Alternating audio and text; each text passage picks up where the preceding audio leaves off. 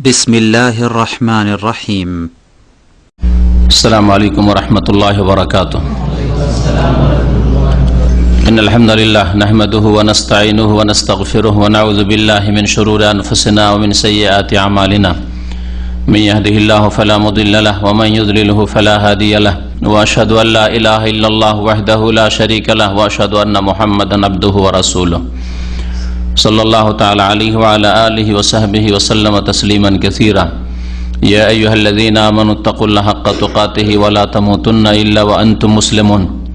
يا أيها الناس اتقوا ربكم الذي خلقكم من نفس واحدة وخلق منها زوجها وبث منهما رجالا كثيرا ونساء واتقوا الله الذي تساءلون به والأرحم إن الله كان عليكم رقيبا.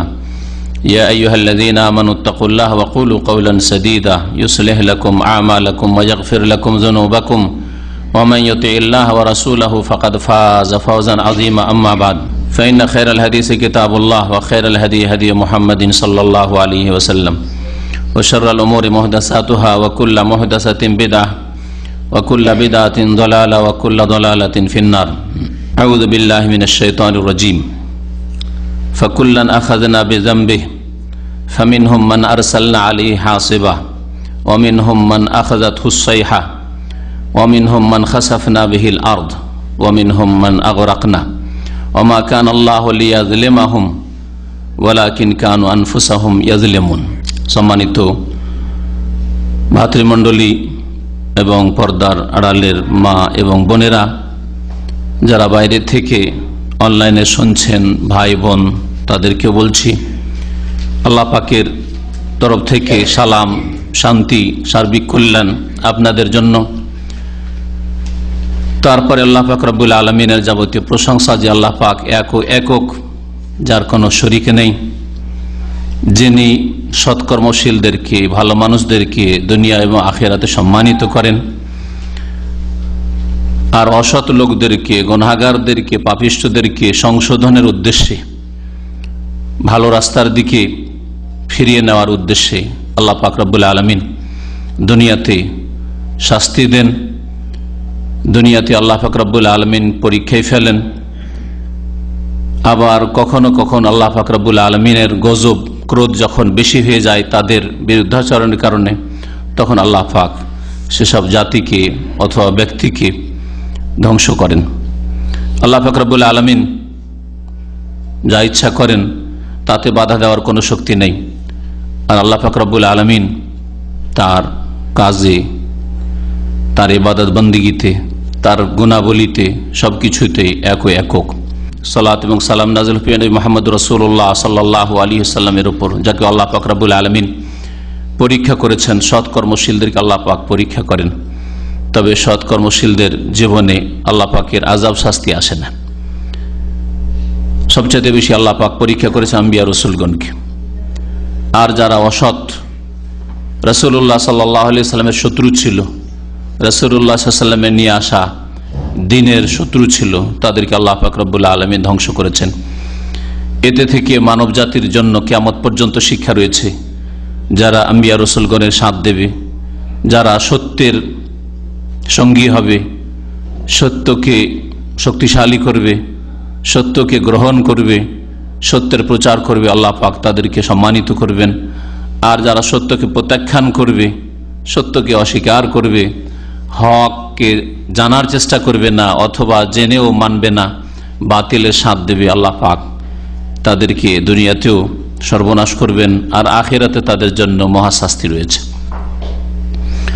আল্লাহ পাক রব্বুল আলামিনের যে মানুষের ভুলভ্রান্তির কারণে, অন্যায়ের কারণে আযাব এসে থাকে, সেসবের যেমন কারণ রয়েছে তেমনি তার প্রতিকার রয়েছে।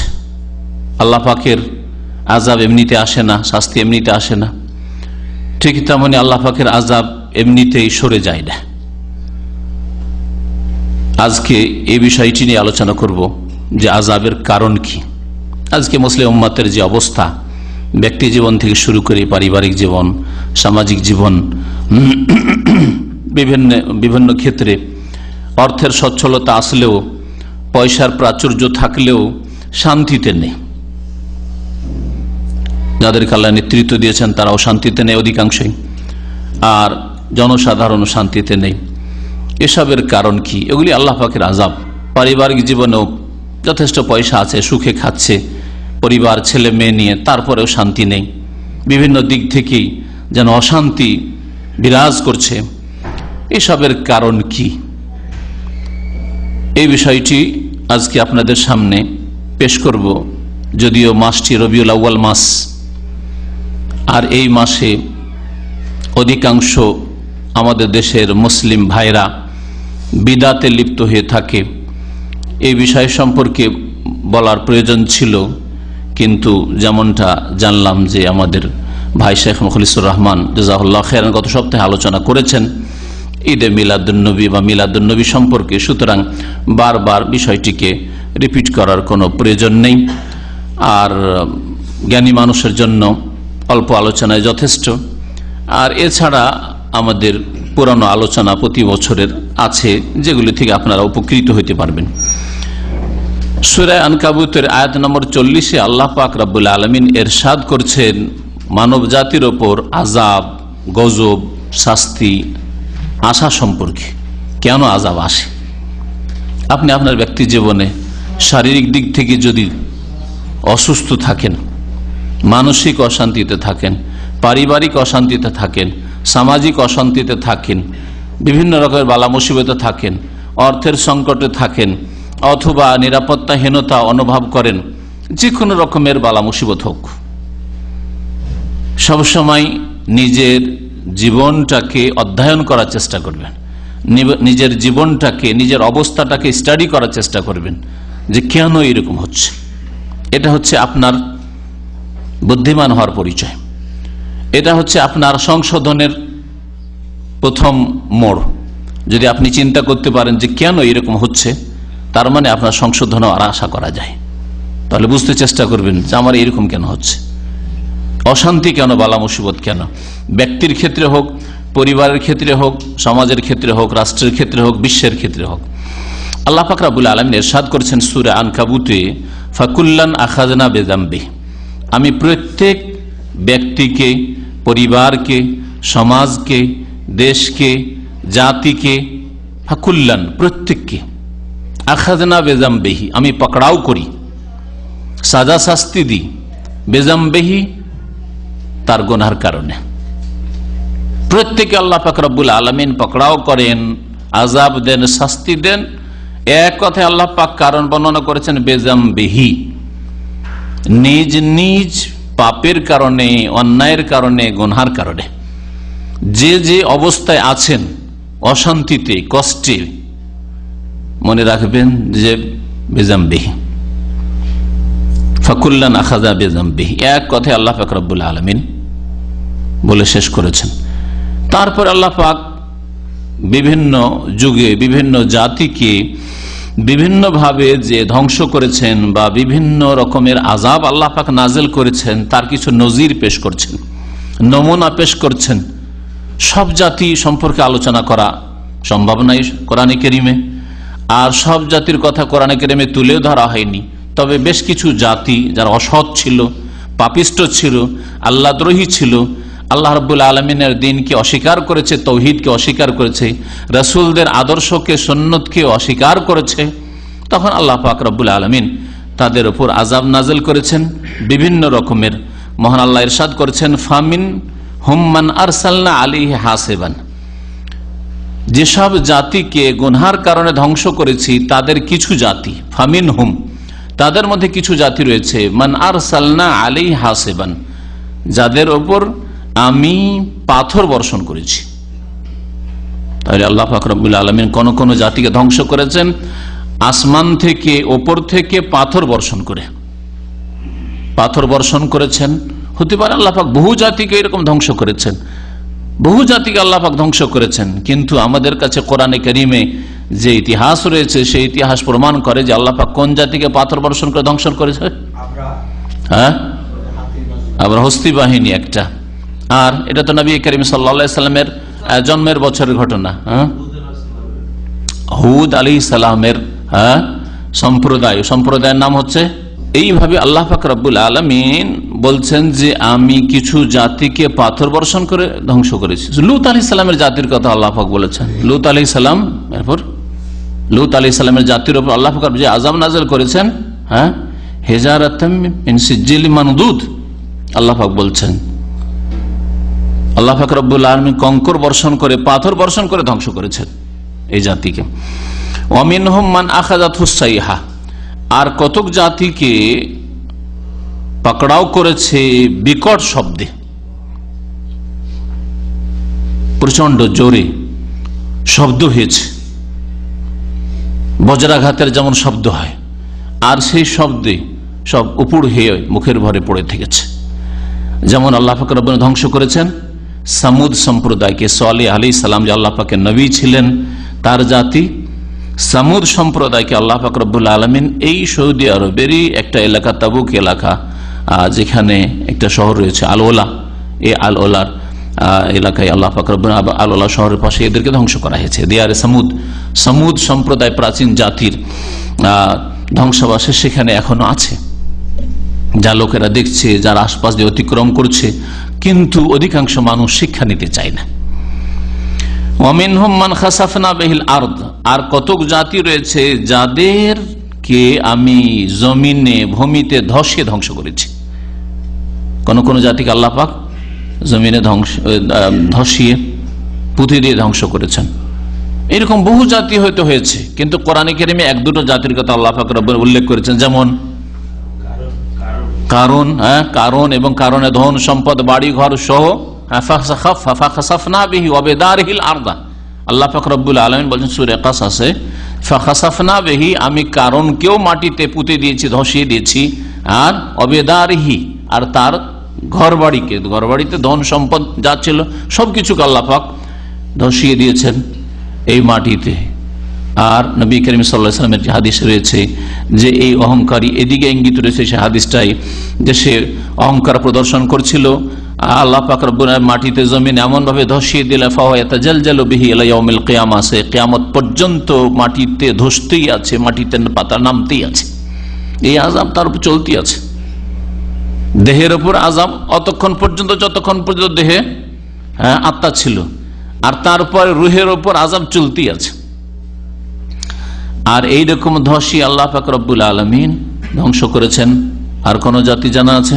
আল্লাহ পাক রব্বুল লূত আলাইহিস সালামের জাতিকে দুই রকম আযাব দিয়ে ধ্বংস করেছেন, পাথরও বর্ষণ করেছেন, আর ফাজালনা আলিয়াহা সাফিলাহা, আল্লাহ পাক বলছেন যে জমিনের ওপর ভাগকে নিচে করে দিলাম, জমিনকে জিবরাইল আলাইহিস সালাম উল্টিয়ে পাল্টে রেখে দিলেন, ওপরটাকে একবার নিচে করে দিয়ে মাটিতে এইভাবে তাদেরকে ধসিয়ে দেওয়া হয়েছে, পুঁতে দেওয়া হয়েছে।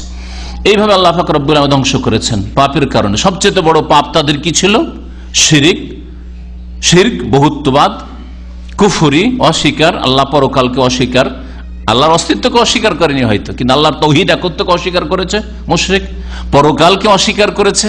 কারণ কাফের মুশরিক জাতিগুলো সম্পর্কে যা জানা যায় কোরআন কারীম থেকে, যে তারা আল্লাহর অস্তিত্বকে নাস্তিকদের মতো অস্বীকার করতো না, লা ইলাহা বলতো না, যে ইলাহ নেই এই কথা বলতো না, আছে কিন্তু তার সাথে দেবদেবীও আছে, তার সাথে অন্যরাও আছে, মুশরিক ছিল তারা। পরকাল আবার কি জিনিস, পরকাল অনেকে বিশ্বাস করতো না।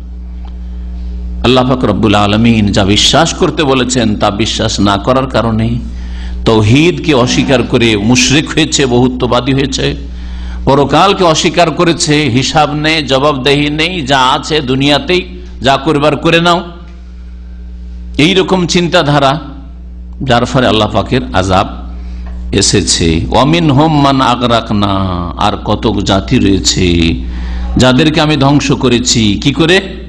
ডুবিয়ে, পানিতে নিমজ্জিত করে। কতক জাতিকে আমি আগরাকনা, আমি ডুবিয়ে ধ্বংস করেছি। ডুবিয়ে আল্লাহ পাক কাকে ধ্বংস করেছেন? কোন জাতিকে? ফেরাউন এবং ফেরাউনের সাথে তার যে মন্ত্রীবর্গ, তার নেতৃস্থানীয় ব্যক্তিরা, তার সেনাবাহিনী, তার কম জাতি, সবগুলিকে আল্লাহ পাক ধ্বংস করে। কারণ সবাই তাড়া করে এসেছিল যে আমাদের ঘরের দাস দাসীরা সব পালিয়ে গেল, আমাদের চলবে কি করে?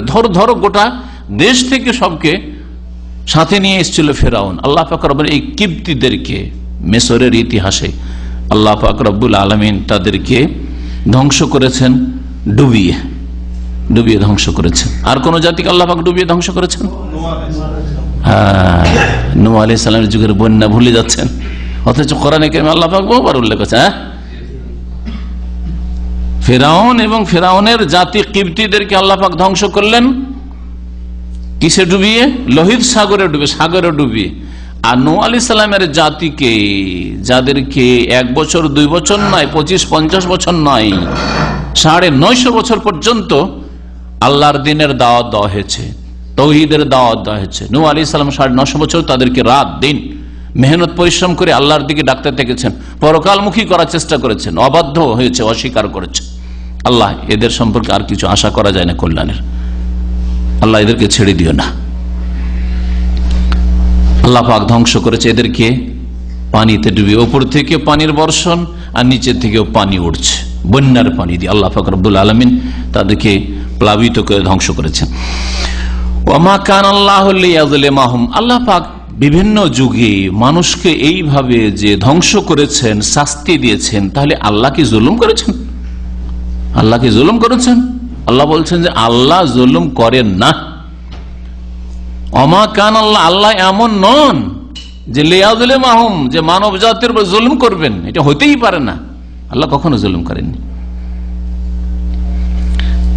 অপরাধের শাস্তি যদি দ্রুত দিয়ে দেওয়া হয় তো অন্যান্য মানুষরাও বুঝতে পারে যে হ্যাঁ উচিত শাস্তি হয়েছে, অপরাধ করেছে, শাস্তি পেয়েছে, তাই না? কিন্তু অনেক সময় একটা ভালো কথা শুনে রাখেন, আর সবগুলি ভালো কথা কোরআন হাদিসের ভালো কথা, জ্ঞানীদের কথা। অপরাধীকে শাস্তি দিতে গিয়ে যদি বিলম্ব করা হয় তো ওই সময় যখন শাস্তি দেওয়া হচ্ছে বিলম্বে, সেই সময় অপরাধীর ওপর যে শাস্তি হচ্ছে সেটাকে মানুষ মনে করে যে অন্যায় হয়ে গেল। উফ, তখন হাই হাই করা শুরু করে, মায়া করা শুরু করে, মানুষ কষ্ট পায় যে এই লোকটাকে কেন এই শাস্তি দেওয়া হলো, বা এই জাতিকে কেন শাস্তি দেওয়া হলো। বাস্তব সত্য, তাই না? এটা খুনের আসামি, উদাহরণ দিই আপনাদেরকে। যে কোনো খুনের আসামি আমাদের দেশে মানবরচিত বিধানে আজকাল একটা খুনের আসামিকে শাস্তি দিল কমপক্ষে 5 বছর, কেস ঝুলতে আছে 5 বছর 7 বছর, তাই না? না হলে 10 বছর 15 বছর। এইরকমই যে কোনো কেসের ক্ষেত্রে শাস্তিগুলি আজকালকার আদালতে মানবরচিত বিধানে কি হচ্ছে, ঝুলতে থাকছে। হ্যাঁ, কেসে হাজিরা দিতে থাকো, এই হচ্ছে। করতে করতে 5 বছর 7 বছর পরে যখন সাজা শাস্তি হচ্ছে, বাস্তবিক খুনি হইলেও, এমন নয় যে নির্দোষী মানুষ, যদি অপরাধী না হয় তো অবশ্যই অপরাধী নয়, হ্যাঁ, কিন্তু অপরাধী হইলেও 5 বছর 7 বছর পরে যদি ওকে শাস্তি দেওয়া হয়, এক তো আল্লাহ পাকের বিধান দিয়ে কিসাসের বাস্তবায়ন করা হয় না, কি হইলো 5 বছর 7 বছর পরে ফয়সালা হইল যে এখন 2-4 বছর জেল। তখন গ্রামবাসী, দেশবাসী, লোকটা 5 বছর জেলে থাকবে রে। অথচ একটা লোককে খুন করেছে, তার স্ত্রীকে বিধবা করেছে, তার ছেলে মেয়েদেরকে এতিম করেছে, তার বিরুদ্ধে বাবা মাদের জন্য রুজির উৎস ওই লোকটি ছিল, এই বিরুদ্ধে বাবা মা কত কষ্ট করেছে, তাই না? এখন এর জন্য মায়া লাগছে, কষ্ট লাগছে। কিন্তু যেই দিন হত্যার ঘটনা ঘটেছিল বা যেই দিন যে কোনো অপরাধ হয়েছিল, সেই দিন থেকে 1 সপ্তাহ 2 সপ্তাহের মধ্যে যদি কেসের ফয়সালাটা হয়ে যেত, তাহলে কেউ হাই আফসোস করতো না, কেউ বলতো না যে না উফ বেচারা 5 বছর জেল হয়ে গেল, বেচারাকে হত্যা করা হইলো, হত্যার বদল কেউ বলতো না, হত্যা করেছে, শাস্তি পেয়েছে, যেমন কর্ম ছিল তেমন তার শাস্তি পেয়েছে, বলতো না। তাহলে আজকাল যে বিচার করতে গিয়ে বিলম্ব হচ্ছে, এতে এই ক্ষতিটা স্পষ্ট, এতে কোনো সন্দেহ নেই। মানুষ ভেবে নিচ্ছে যে না জুলুম করা হয়ে গেল হয়তো। আল্লাহ পাক রব্বুল আলামিন জুলুম করেন না, ওয়ালাকিন কানু আনফুসাহুম ইয়াজলিমুন। তাহলে এইসব জাতিকে যে আল্লাহ ধ্বংস করেছেন বা কিয়ামত পর্যন্ত জাতির উপর যে আযাব আসতে থাকবে, তো এগুলো কি বলছে, ওরাই জুলুম করেছে। শুরু করেছেন আল্লাহ পাক রব্বুল এই আয়াত যে প্রত্যেককে আমি ধরেছি, শাস্তি দিয়েছি তাদের পাপের কারণে। আর শেষখানে আল্লাহ বলছেন যে তারা নিজেরা নিজেদের উপর জুলম করেছে, অত্যাচার করেছে, নিজেরাই অন্যায় করেছে, অন্যায়ের শাস্তি পেয়েছে। ওয়ালাকিন কানু আনফুসাহুম ইয়াজলিমুন, তারা নিজেদের উপর জুলম করত, শিরকের জুলম করত, আল্লাহর হক নষ্ট করত, নয় বিদাতের জুলম করত, রাসূলের হক নষ্ট করত। রাসূলুল্লাহ সাল্লাল্লাহু আলাইহি সাল্লাম যে দিন দিয়ে গেলেন সেটা যথেষ্ট হইল না, না এগুলো তো ভালো, বিদাত হইল হাসানা, ভালো তো। নবী করিম সাল্লাল্লাহু আলাইহি ওয়াসাল্লাম যে অবস্থায় ছেড়ে গেলেন সেই দিন যথেষ্ট হইল না, পছন্দ হইল না। আমাদেরও কিছু করণীয় আছে, আমাদের মুরব্বীরা করে গেছেন, হুজুরে কিবলারা করেছেন, তারা কি ভুল করেছেন? তারা যখন পছন্দ করেছেন তো ভালো জিনিস। হ্যাঁ, শিরকের জুলুম করেছে, বিদাতের জুলুম করেছে, এই দুটি জুলুম ধর্মের নামে হয়ে থাকে। আর বাকি জুলুমগুলি ধর্মের নামে হয় না, পেট পূজার জন্য হয়, গদি পূজার জন্য হয়, স্বার্থ পূজার জন্য হয়, হ্যাঁ, দুনিয়ার স্বার্থ হাসিলের জন্য হয়, দুনিয়ার গরজ পুরা করার জন্য হয়। তাহলে আপনি এই দুটো অপরাধে আপনি তুলনা করে দেখেন, কম্পেয়ার করে দেখেন যে একটা অপরাধ ধর্মের নামে হচ্ছে, ধর্ম নয়, দিন নয়, ইসলাম নয়, ইসলাম বলে আখ্যায়িত করা হচ্ছে, অর্থাৎ শিরকে ইসলাম বলা হচ্ছে, বিদাতকে ইসলাম বলা হচ্ছে। নেকি নয়, গুনাহ, পাপ, জুলম, অত্যাচার, আল্লাহর হক নষ্ট করা, রাসূলের হক নষ্ট করা সাল্লাল্লাহু আলাইহি ওয়াসাল্লাম, আর বলা হচ্ছে যে এগুলি ধর্মীয় কাজ, যার একটি হচ্ছে জন্মবার্ষিকী পালন করা, যে কোনো ব্যক্তির হোক, এমনকি রাসূলুল্লাহ সাল্লাল্লাহু আলাইহি ওয়াসাল্লামের হোক। রাসূলুল্লাহ সাল্লাল্লাহু আলাইহি ওয়াসাল্লাম যদি দিয়ে যেতেন তাহলে আহলান ওয়া সাহলান, অবশ্যই করেন, আমিও করব। কিন্তু রাসূলুল্লাহ সাল্লাল্লাহু আলাইহি ওয়াসাল্লাম দিয়ে গেলেন না, তার খুলাফায়ে রাশিদিন করলেন না, তার সাহাবায়ে কেরামগণ করলেন না, তাবেঈন করলেন না, তাবা তাবেঈন করলেন না, চার ইমাম আবু হানিফা, শাফি, মালিক, আহমদ তারাও করলেন না, স্বর্ণযুগগুলি তো হইল না।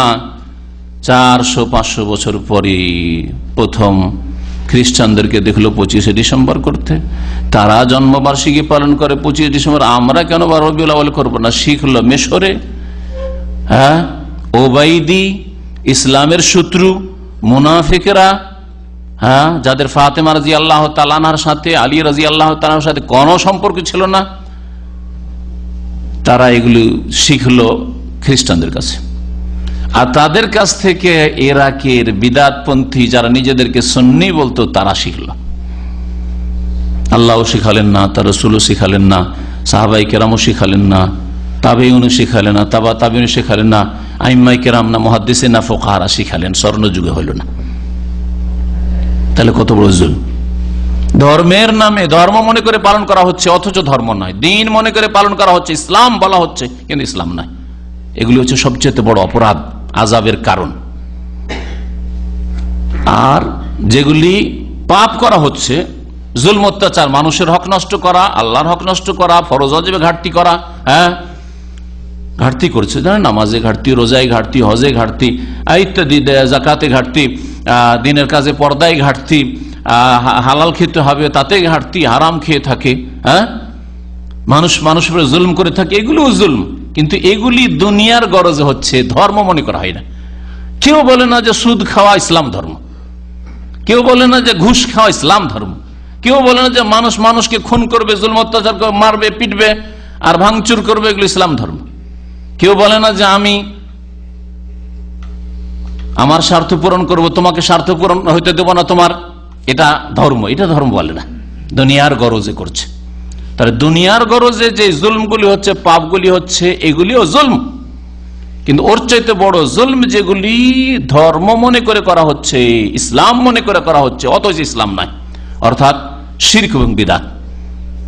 তাহলে এই সমস্ত জুলমের কারণে ওয়ালাকিন কানু আনফুসাহুম ইয়াজলিমুন, তারা নিজেদের উপরে জুলম করত, ফাকুল্লান আখাযনা বিযামবিহি, তাদের পাপের কারণে পকড়াও করেছে, শিরকের পাপের কারণে, বিদআতের পাপের কারণে, আর দুনিয়ার গরজে, পেটের গরজে, নেতৃত্বের গরজে, আরো দুনিয়ার ধন সম্পদের গরজে, জমি জায়গার গরজে, যে কোনো গরজ হোক দুনিয়ার, যেসব পাপ করেছে, জুলম করেছে, আল্লাহ পাক রব্বুল আলামিন পকড়াও করে থাকেন। আল্লাহ পাক রব্বুল আলামিনের আযাব বিভিন্ন দিক থেকে আসে, বিভিন্ন দিক থেকে আল্লাহ পাক রব্বুল আলামিনের আযাব আসে। এই মর্মে সূরা আনআমের আয়াত নম্বর 65 শোনাই, যে আয়াতে আল্লাহ পাক ইরশাদ করছেন, কুল, হে নবী তুমি জানিয়ে দাও, বলে দাও। তুমি বলো মানে মানুষকে জানিয়ে দাও। আল্লাহ পাক যেখানে কুল বলেছেন নবীকে, অর্থাৎ নবী তুমি শুধু জেনে থাকলে হবে না, এটা মানুষকে বলে দাও, জানিয়ে দাও, ঘোষণা করে দাও। কুল, হে নবী তুমি জানিয়ে দাও, হুয়াল কাদিরু আলা ইয়াবাসা আলাইকুম আযাবাম মিন ফাওকিকুম, সেই আল্লাহ পাক রব্বুল আলামিন সক্ষম। আল কাদির, সে আল্লাহ পাক আল কাদির। আল্লাহ পাকের 99টি নামের একটি নাম হচ্ছে আল কাদির বা আল কাদির, দুটোই না। হুয়াল কাদিরা, আল্লাহ পাক রব্বুল আলামিন সক্ষম। আল্লাহ পাক এমন ক্ষমতা রাখেন যেই ক্ষমতাকে কেউ থামাতে পারে না। যে আল্লাহ করতে চাইছেন, কেউ বাধা দিয়ে দিল, আটকে দিল, হতে দিল না। যতটুকু আল্লাহ করতে চাইছিলেন ততটুকু করতে দিল না, এরকম কোন শক্তি নেই। হুয়াল কাদির, সে আল্লাহ পাক রব্বুল আলামিন সর্বশক্তিমান, সে আল্লাহ পাক সক্ষম। কিসের উপর সক্ষম? বিশেষ আল্লাহ পাকের আযাব সম্পর্কে বলা হয়েছে, আলা আইয়াবাসা আলাইকুম আযাবাম মিন ফাওকিকুম, এই বিষয়ের উপর যে তিনি আল্লাহ তোমাদের উপর আযাব পাঠাতে পারবেন তোমাদের উপর থেকে। আল্লাহ পাক তোমাদের উপর থেকে আযাব প্রেরণে, আযাব পাঠাতে সক্ষম। আল্লাহ পাকের কতক আযাব আসে আসমানের দিক থেকে, উপর থেকে। সে আসমান থেকে আল্লাহ পাকের আসমানি আযাবই হোক, অথবা ওপর থেকে মাথার উপরে গোলা বর্ষণে হোক আর বোমা বর্ষণ হোক, হ্যাঁ, যে কোনো রকমের আযাব হোক না কেন, ওপর থেকে আল্লাহ পাক রব্বুল আলামিন তোমাদের ওপর আযাব পাঠাতে সক্ষম। আও মিন তাহতি আরজুলিকুম, অথবা তোমাদের পদতল থেকে আল্লাহ পাক আযাব, শাস্তি পাঠাতে সক্ষম। কখনো কখনো আল্লাহ পাক রব্বুল আলামিন তোমাদের পায়ের তলা থেকে আযাব পাঠান। পায়ের তলা থেকে আযাব, যেমন বন্যার পানি, নদীর পানি বেড়ে আসছে, এইরকমই সমুদ্রের পানি আসছে, এইরকমই আল্লাহ পাক রব্বুল আলামিনের জমিন থেকে আযাব হচ্ছে যে খাদ্য অভাব, দুর্ভিক্ষ, হ্যাঁ, খাবার জুটে না, অনাহারে মানুষ মরছে। আল্লাহ পাকের রিজিক এই জমিনে আপনার ফসল হইতো, খাদ্যদ্রব্য এখান থেকে উৎপাদিত হইতো, আল্লাহ পাক রব্বুল আলামিন পর্যাপ্ত পরিমাণে দিচ্ছেন না। আল্লাহ পাকের আযাব। তোমাদের পায়ের তলা থেকে আল্লাহ পাক আযাব দিতে সক্ষম। আও ইয়ালবিসাকুম শিয়াআন, তৃতীয় রকমের আযাব, তৃতীয় রকমের আযাবের কথা আল্লাহ বলছেন। অথবা আল্লাহ পাক তোমাদেরকে বিভিন্ন দলে বিভক্ত করে দেবেন, তার উপরও সক্ষম। তাতেও আল্লাহ পাক রব্বুল আলামিন সক্ষম। যে আল্লাহ পাক তোমাদেরকে কি করবেন, কখনো কখনো আযাব দিবেন। কিভাবে? যে তোমাদেরকে বিভিন্ন দলে, উপদলে বিভক্ত করে দেবেন। দলের শেষ নেই, ধর্মের নামে দল, উপদল আর ফিরকার শেষ নেই। তারপরে দুনিয়ার দলের শেষ নেই, দুনিয়ার দলের শেষ নেই। একই বংশে কত রকমের ধ্যান ধারণা, একটা গোত্র, একটা বংশ এক হইতে পারে না। পারিবারিক ক্ষেত্রে, সামাজিক ক্ষেত্রে এক হইতে পারে না। একটা সমাজে, একটা গ্রামে কত দলাদলি, হানাহানি, কত রকমের সংঘর্ষ, অন্তর্দ্বন্দ্ব, এই সবগুলি এই আয়াতের অংশটুকুতে রয়েছে। আও ইয়ালবিসাকুম শিয়াআন, তোমাদেরকে আল্লাহ বিভিন্ন দল, উপদলে বিভক্ত করে দেবেন। ধর্মের নামে হোক, আর রাজনীতির নামে হোক, অথবা পারিবারিক সমস্যা নিয়ে হোক, সামাজিক দ্বন্দ্ব নিয়ে হোক, অথবা ধন সম্পদ নিয়ে হোক, যে কোনো ক্ষেত্রে হোক না কেন, বিভিন্ন দল উপদলে ভাগ করে দিয়ে আল্লাহ পাক কি করেন, ওয়ায়ুযিকা বাযাকুম বাসা বায, এবং তোমাদের এক দলকে অন্য দলের সংঘর্ষের আস্বাদন করান, সংঘর্ষ আর হানাহানির শাস্তির আস্বাদন করেন আল্লাহ পাক রব্বুল আলামিন, শাস্তি চাখিয়ে থাকেন। তাহলে আল্লাহ পাক রব্বুল আলামিন বিভিন্ন দলে বিভক্ত করে দেন। এটা হচ্ছে বিভক্তি, তাহলে বিচ্ছিন্নতা, হ্যাঁ, ফাটল ধরা আল্লাহ পাকের আযাব। আর তারপরে ফাটল ধরার পরে এক দল আর এক দলের সাথে মারামারি শুরু করলো, হানাহানি শুরু করলো, সংঘর্ষ বাঁধলো, সে যে কোন রকমের হোক না কেন, পারিবারিক দ্বন্দ্বই হোক, সামাজিক দ্বন্দ্ব হোক, হ্যাঁ, গোত্রীয় দ্বন্দ্ব হোক, আর দুনিয়ার যে কোনো গরজে হোক, আল্লাহ পাক রব্বুল আলামিন তাতেও সক্ষম।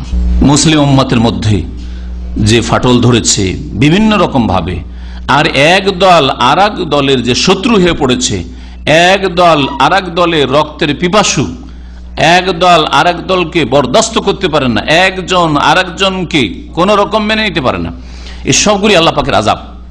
আল্লাহ পাক রব্বুল আলামিন ইরশাদ করেছেন যে অনজুর কাইফা নুসারিফুল আয়াত, ভালো করে চিন্তা করে দেখো যে কিভাবে আমি আমার নিদর্শন সমূহ বর্ণনা করে থাকি বিশদভাবে, লাআল্লাহুম ইয়াফকাহুন, যাতে করে মানব জাতি চিন্তা করে থাকে। আল্লাহ পাকের আযাব কখন ওপর থেকে নেমে আসছে, কখন নিচে থেকে আল্লাহ পাকের আযাব আসছে, কখন আপোষের দ্বন্দ্ব কলহ বিবাদ, হ্যাঁ, মানুষের উপর জুলুম করে থাকে।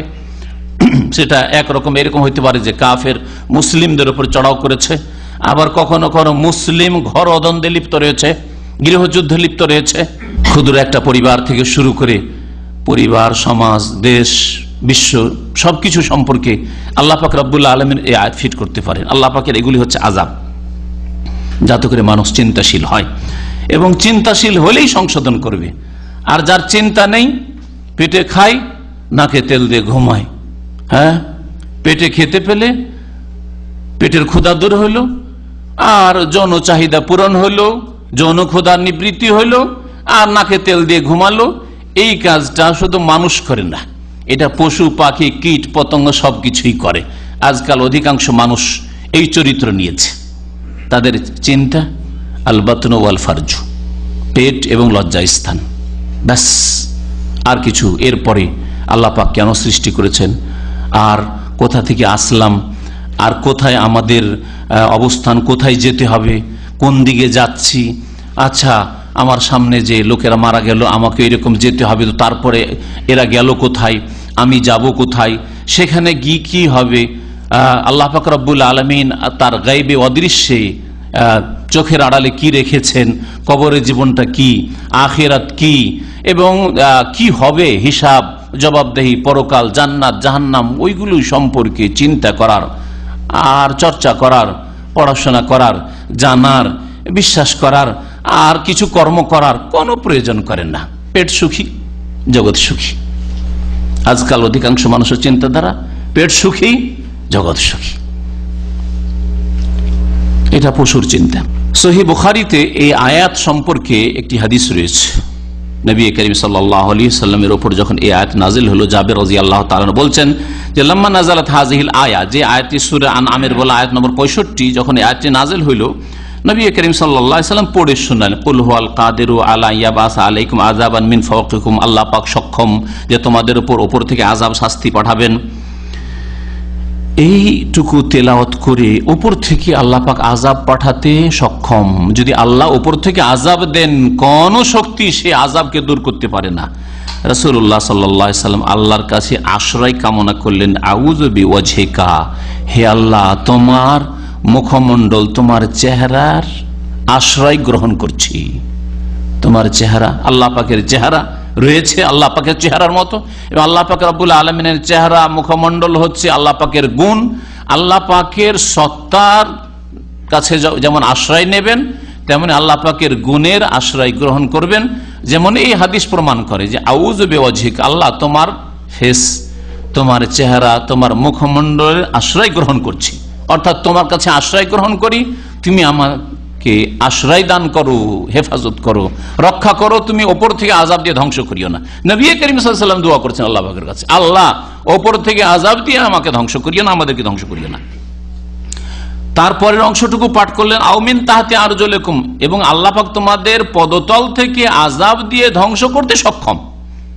এটুকু তেলাওয়াত করার পরে বললেন, কালা আউযু বিওয়াজহিক, আল্লাহ তোমার চেহারা, তোমার মুখমণ্ডলের আশ্রয় গ্রহণ করছি, অর্থাৎ তুমি আমাকে রক্ষা করো, আমাদেরকে রক্ষা করো, মুসলিমদেরকে রক্ষা করো। আউযু বিওয়াজহিক, আল্লাহ তোমার কাছে আশ্রয় গ্রহণ করছি, তুমি আমাদের পদতল থেকে আযাব দিয়ে ধ্বংস করিও না। 3 নম্বরে তেলাওয়াত করলেন, আও ইয়ালবিসাকুম শিয়ান ওয়া ইউযিকা বাযাকুম বা'সা বা'য, অথবা তোমাদেরকে বিভিন্ন দলে বিভক্ত করে দেবেন এবং এক দল অপর দল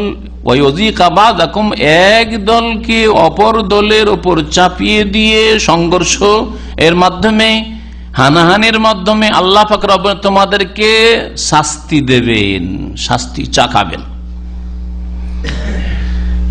এইটুকু তেলাওয়াত করার পরে আল্লাহ রাসূলুল্লাহ সাল্লাল্লাহু আলাইহি ওয়াসাল্লাম বললেন, হাযা আহওয়ানু আও হাযা আইসারু, এই আযাবটি আগের দুই রকমের আযাবের তুলনায় হালকা বা সহজ, তুলনামূলক সহজ।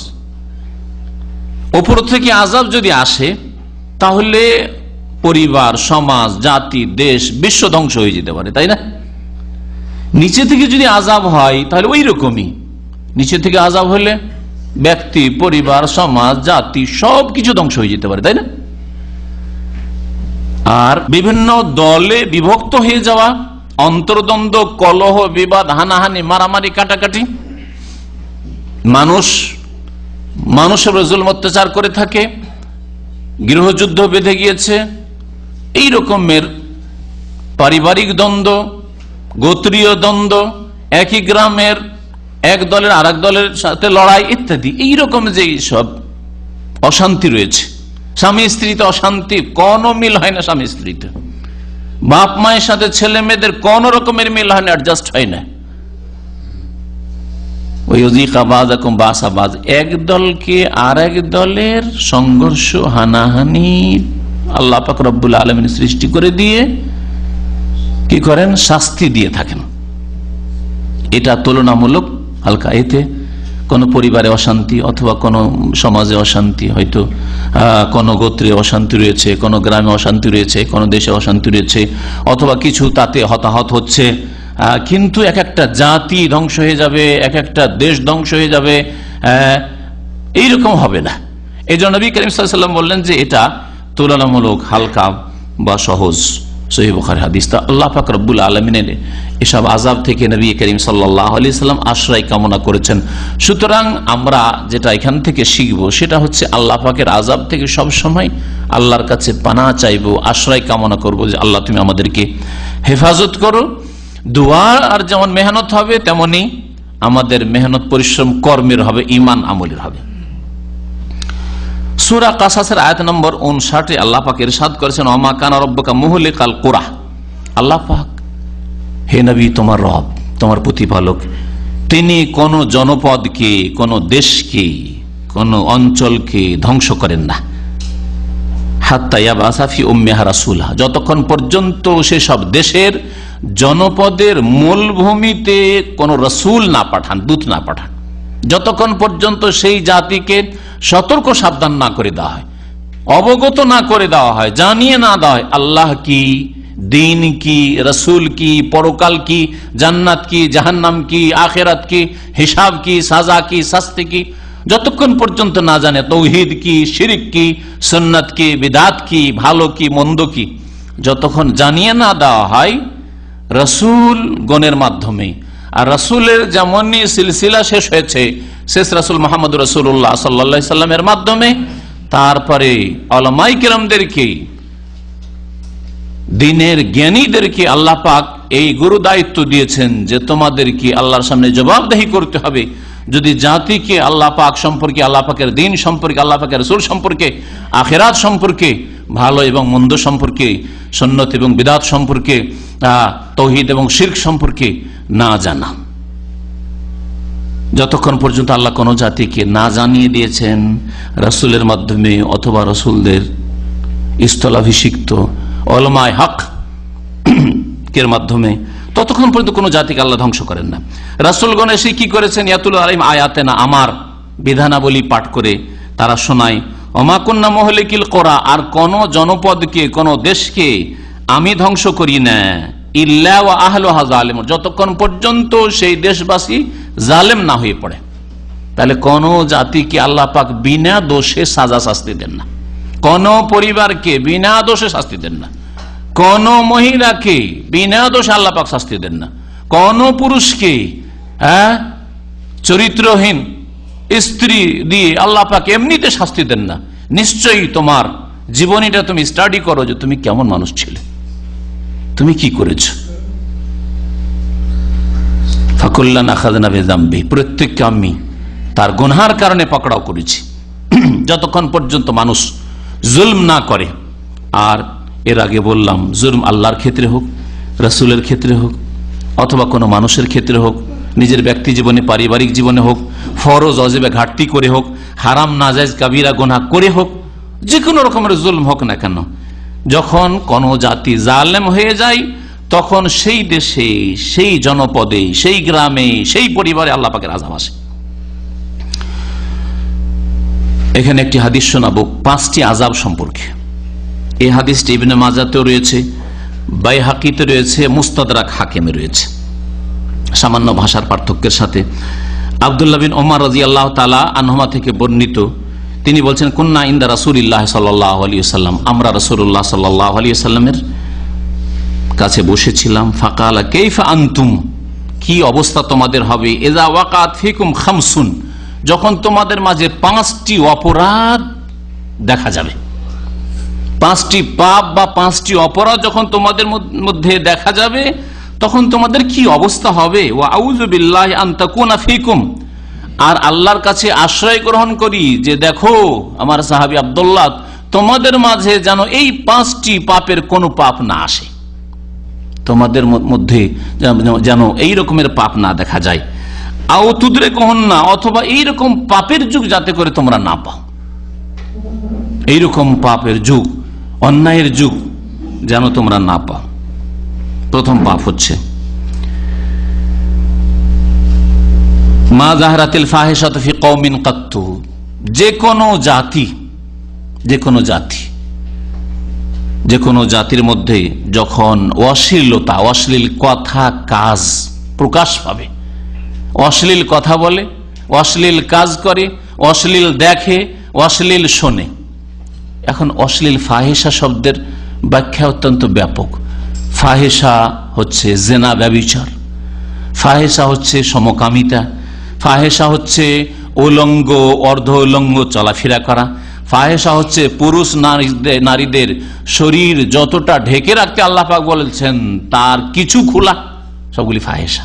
ফাহিশা হচ্ছে যে কোনো অশ্লীল কথা যাতে অশ্লীলতা ছড়ায়।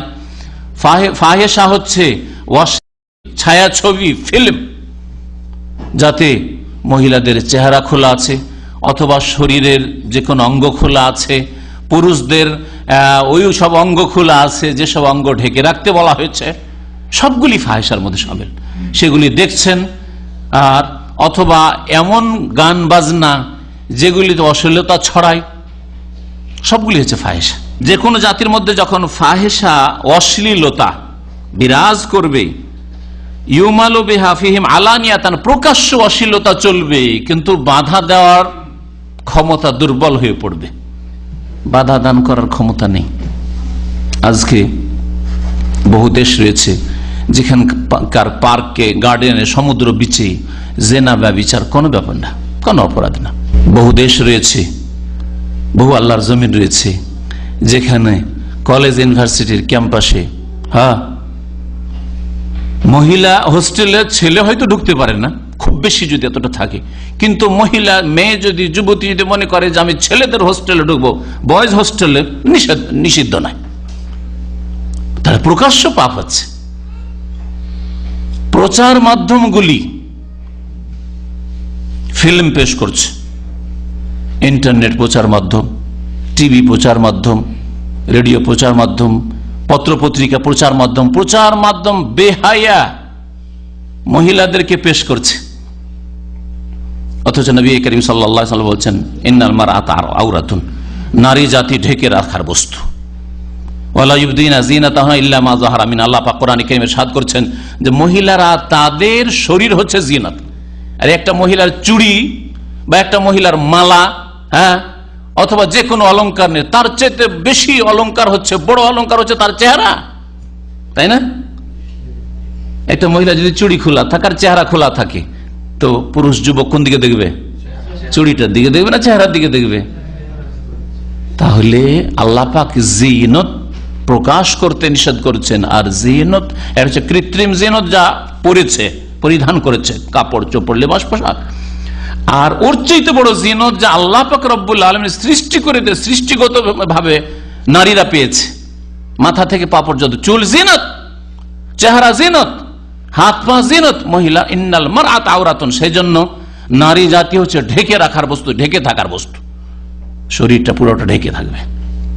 বাইরে বেরোলে পুরুষের সামনে যে কোনো জায়গায় পুরুষ আসতে পারে, অথবা বাড়ির মধ্যে দেবর আছে, ভাসুর আছে, খালাতো বা মামাতো ভাই স্বামীরা আসছে, ইন্নাল মারআত আওরাতুন, ঢেকে রাখা, বাড়ি তো ঢেকে রাখতে হবে।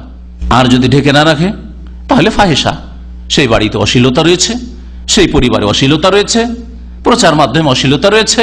মহিলাদের ছবি দেওয়া হচ্ছে প্রচার মাধ্যমে, চেহারা খুলে, মাথা খুলে, হাত পা অনেকটাই খুলে, আরো এর বেশি অনেক কিছুই, সবগুলি হচ্ছে অশ্লীলতা, সব হচ্ছে অশ্লীলতা।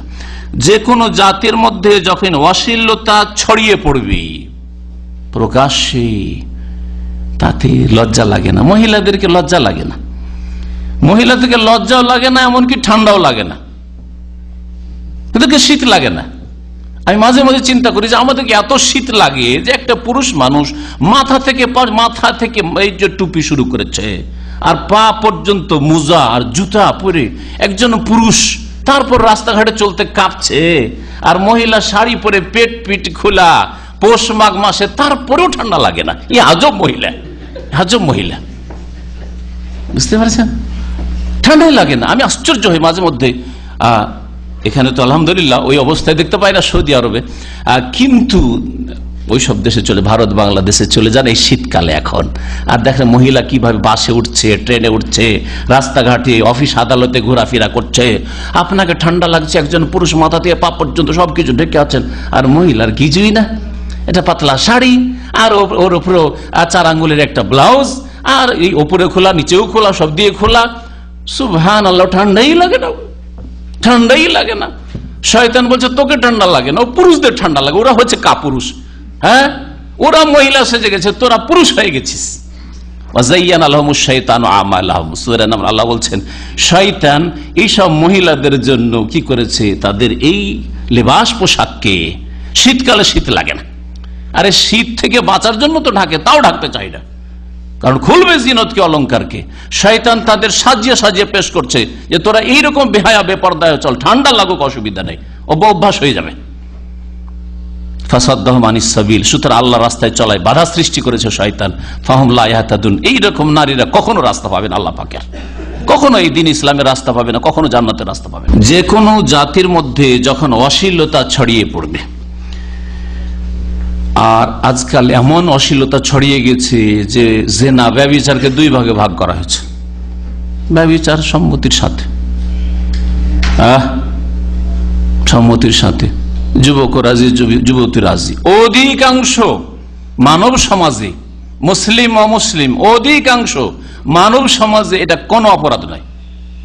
18 বছরের বেশি মেয়ের বয়স হয়ে গেছে, যুবতীর বয়স হয়ে গেছে, আর মেয়ে রাজি আছে, ওকে নিয়ে অসুবিধা কি, কোর্টে গিয়ে কোনো অপরাধ নয়, বিয়ে পড়িয়ে দিচ্ছে, কোর্ট ম্যারেজ করে চলে আসলো। 18 হোক আর 22 হোক, যাই হোক, কিন্তু হ্যাঁ স্বাধীনতা আছে, এটা হচ্ছে নারী স্বাধীনতা। ব্যভিচার নারী স্বাধীনতা, বিবাহ করেই থাকুক আর বিনা বিবাহিতে থাকুক, নারী স্বাধীনতা। মহিলা মহিলাকে বিয়ে করবে, নারী স্বাধীনতা।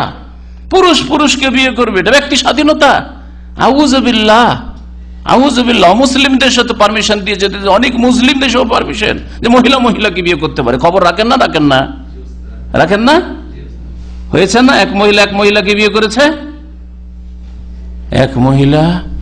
এক মহিলা সম্ভবত প্রফেসর, এক ছাত্রীকে বিয়ে করেছে ইউনিভার্সিটির। দেশের ঘটনা দূরে শোনাইতে হবে না। জি হ্যাঁ, কিছুদিন আগের ঘটনা আমাকে এক ভাই শুনিল। এগুলো হচ্ছে স্বাধীনতা, এগুলো হচ্ছে অশ্লীলতা। এগুলো স্বাধীনতা না, কি এগুলো যে ফাহেসা, অশ্লীলতা। এসব যখন ছড়িয়ে পড়বে, ব্যভিচার জেনাকে 2 ভাগে ভাগ করা হবে। একটা বৈধ, কোনো অপরাধ নয়, ছেলে মেয়ে যুবক যুবতী রাজি, সুতরাং বৈধ, কোনো শাস্তি নেই, কোর্ট ম্যারেজ করুক, পালিয়ে যাক বাবার বাড়ি থেকে, অসুবিধা কি করেছে, স্বাভাবিক মেয়ে, তার স্বাধীনতা আছে। আর যদি মেয়ে বলে যে না আমি রাজি ছিলাম না, তাহলে ধর্ষণ, তাহলে অপরাধ হলো। আর অধিকাংশ জেনাগুলি সম্মতির সাথে হচ্ছে, সুতরাং অধিকাংশ অশ্লীলতা বৈধ করে দেওয়া, জায়েজ করে দেওয়া হয়েছে। অশ্লীলতাকে অশ্লীলতা বলা হচ্ছে না, সেটাকে জায়েজ করে দেওয়া হচ্ছে বিভিন্ন নাম দিয়ে। যখন মানব জাতির মধ্যে, কোনো দেশে, কোনো সমাজে, কোনো অঞ্চলে এইরকম অশ্লীলতা বিরাজ করবে, তখন আল্লাহ পাকের কি আযাব আসবে। নবী করিম সাল্লাল্লাহু আলাইহি ওয়াসাল্লাম বলছেন যে ইল্লা যাহারা ফিহিমুত তাউন ওয়াল আওজা আল্লাতী লাম তাকুন ফি আসলাফিহিম, তাদের মাঝে মহামারী দেখা দিবে। মহামারী এমন রোগ ব্যাধিকে বলা হয় যাতে একসাথে পরিবারকে পরিবার ধ্বংস হয়ে যায়, মারা যায়, গ্রামকে গ্রাম আজড় হয়ে যায়, ধ্বংস হয়ে যায়। যেমন আগের যুগে কি হইতো, কলেরা হইতো, গুটি বসন্ত হইতো, এইরকমই বিভিন্ন রকমের আযাব। ওয়াল আওজা, শুধু এই মহামারীর কথা নাই, এরকমই ডায়রিয়া, গ্রামকে গ্রাম ডায়রিয়া, পরিবার এক এক পরিবার 2-4-5টা মরে গেল। ওয়াল আওজা, আর এমন এমন রোগ ব্যাধি জন্মাবে যেগুলি তাদের পূর্বপুরুষদের মধ্যে ছিল না। কারো যদি দাদা বেঁচে থাকে জিজ্ঞাসা করেন যে আপনি প্রেশার নামটা জানেন, বলবেন জানি না। সুগার জানেন, তাও জানি না। হ্যাঁ, তারপরে এগুলো হয়তো একটু জানতেও পারে কেউ হয়তো, হ্যাঁ, বা বলতে পারেন যেগুলো হয়তো ছিল কিন্তু চেক হইতো না। এডস জানেন? হ্যাঁ বলেন, এডসের রোগ, হ্যাঁ এডসের রোগ আজকাল সারা বিশ্বে ছড়িয়ে পড়েছে এডসের রোগ। আর এই এডসের রোগ কিসের কারণে? এই জিনা, ব্যভিচার আর সমকামিতা, এই দুই অশ্লীলতার কারণে, দুই অশ্লীলতা আর কারণে এই এডসের গজব আল্লাহ পাকের নবী করিম সাল্লাল্লাহু আলাইহি ওয়াসাল্লামের ভবিষ্যদ্বাণীর বাস্তবায়ন হয়েছে। তারপরে নবী করিম সাল্লাল্লাহু আলাইহি ওয়াসাল্লাম বলছেন ওমা মানা কওমুনিজ যাকাতা ইল্লা মুনিউল কাতরা মিনাস সামাহ, আর কোন সম্প্রদায় যদি যাকাত না দেয়, অথবা কিছু দিল কিছু দিল না। আর আজকাল অধিকাংশ মুসলিম যারা পয়সাওয়ালা যাকাত দেয় না, আর কিছু অল্প দিল খেয়াল খুশি দেয়, খেয়াল খুশি যাকাত দেয়। আর কিছু লোক আছে যাকাত দিলেও, অল্প কিছু লোক আছে যাকাত দিলেও সেই যাকাতটাকে কি করে কুক্ষিগত করে ঘুরিয়ে ফিরিয়ে নিজের গরজে লাগাবে তার জন্য পাঁয়তারা করে। কেমন? যেমন নিজের বংশে আমার অনেক গরিব, আসলে নিজের বংশের লোককে এমনিও কিছু দিতে হইতো, ওই বোঝাটা হালকা করে নিল। আমার 2-4-10-20 হাজার টাকা ওই দিকে লেগে যেত আত্মীয় স্বজনকে দিতে, যাতে না লাগে ওই জাকাত দিয়ে সব কাজ সেরে নিলাম, বুঝছেন না? নিজের স্বার্থে জাকাত ব্যবহার করলাম। আর একটা অনেকে মাসলা জিজ্ঞাসা করেন যে আমি অমুক ব্যক্তিকে 25-50 হাজার টাকা ধার দিয়েছিলাম, আর দেখলাম যে লোকটা গরিব আর দিতেও পারে না, 5-7 বছর হয়ে গেল, তো এখন ওটাকে আমি জাকাতে কাটতি করে দিলে হবে না? জাকাতে কাটিং করে নিবে। এখন দিয়েছে 5 বছর 10 বছর আগে দিয়েছে ধার বলে, আর এখন জাকাতটা বের করবে আর নিজের পকেটে রেখে নিবে, আর নিয়ত মনে মনে করে নিল কি যে ওই যে 50,000 দিয়েছি ওইটাই এবার 10,000 টাকা কাটলাম বা 20,000 টাকা কাটলাম, তারপর সামনে বছর 20,000, 40,000, আর এক বছর 10,000 কাটলে তো আমার টাকা উঠে গেছে, যা দে আর না দে, আমার জাকাত তো আদায় হয়ে গেছে, আমি ঋণটাও পেয়ে গেছি। দেখলেন না? সুবহানাল্লাহ। শেখ ইবনে উসাইমিন রাহমাতুল্লাহ আলাইহি মাসলা সম্পর্কে জিজ্ঞাসা করা হয়, বড়দের ফতোয়া নকল করি। তিনি বলছেন যে ইন্নামাল আমালু বিন্নিয়া, মানুষের আমল কর্ম নির্ভর করে কিসের উপর? নিয়তের উপর। আপনি যখন 5 বছর আগে ওই লোকটিকে দিয়েছিলেন তখন কি নিয়ত ছিল?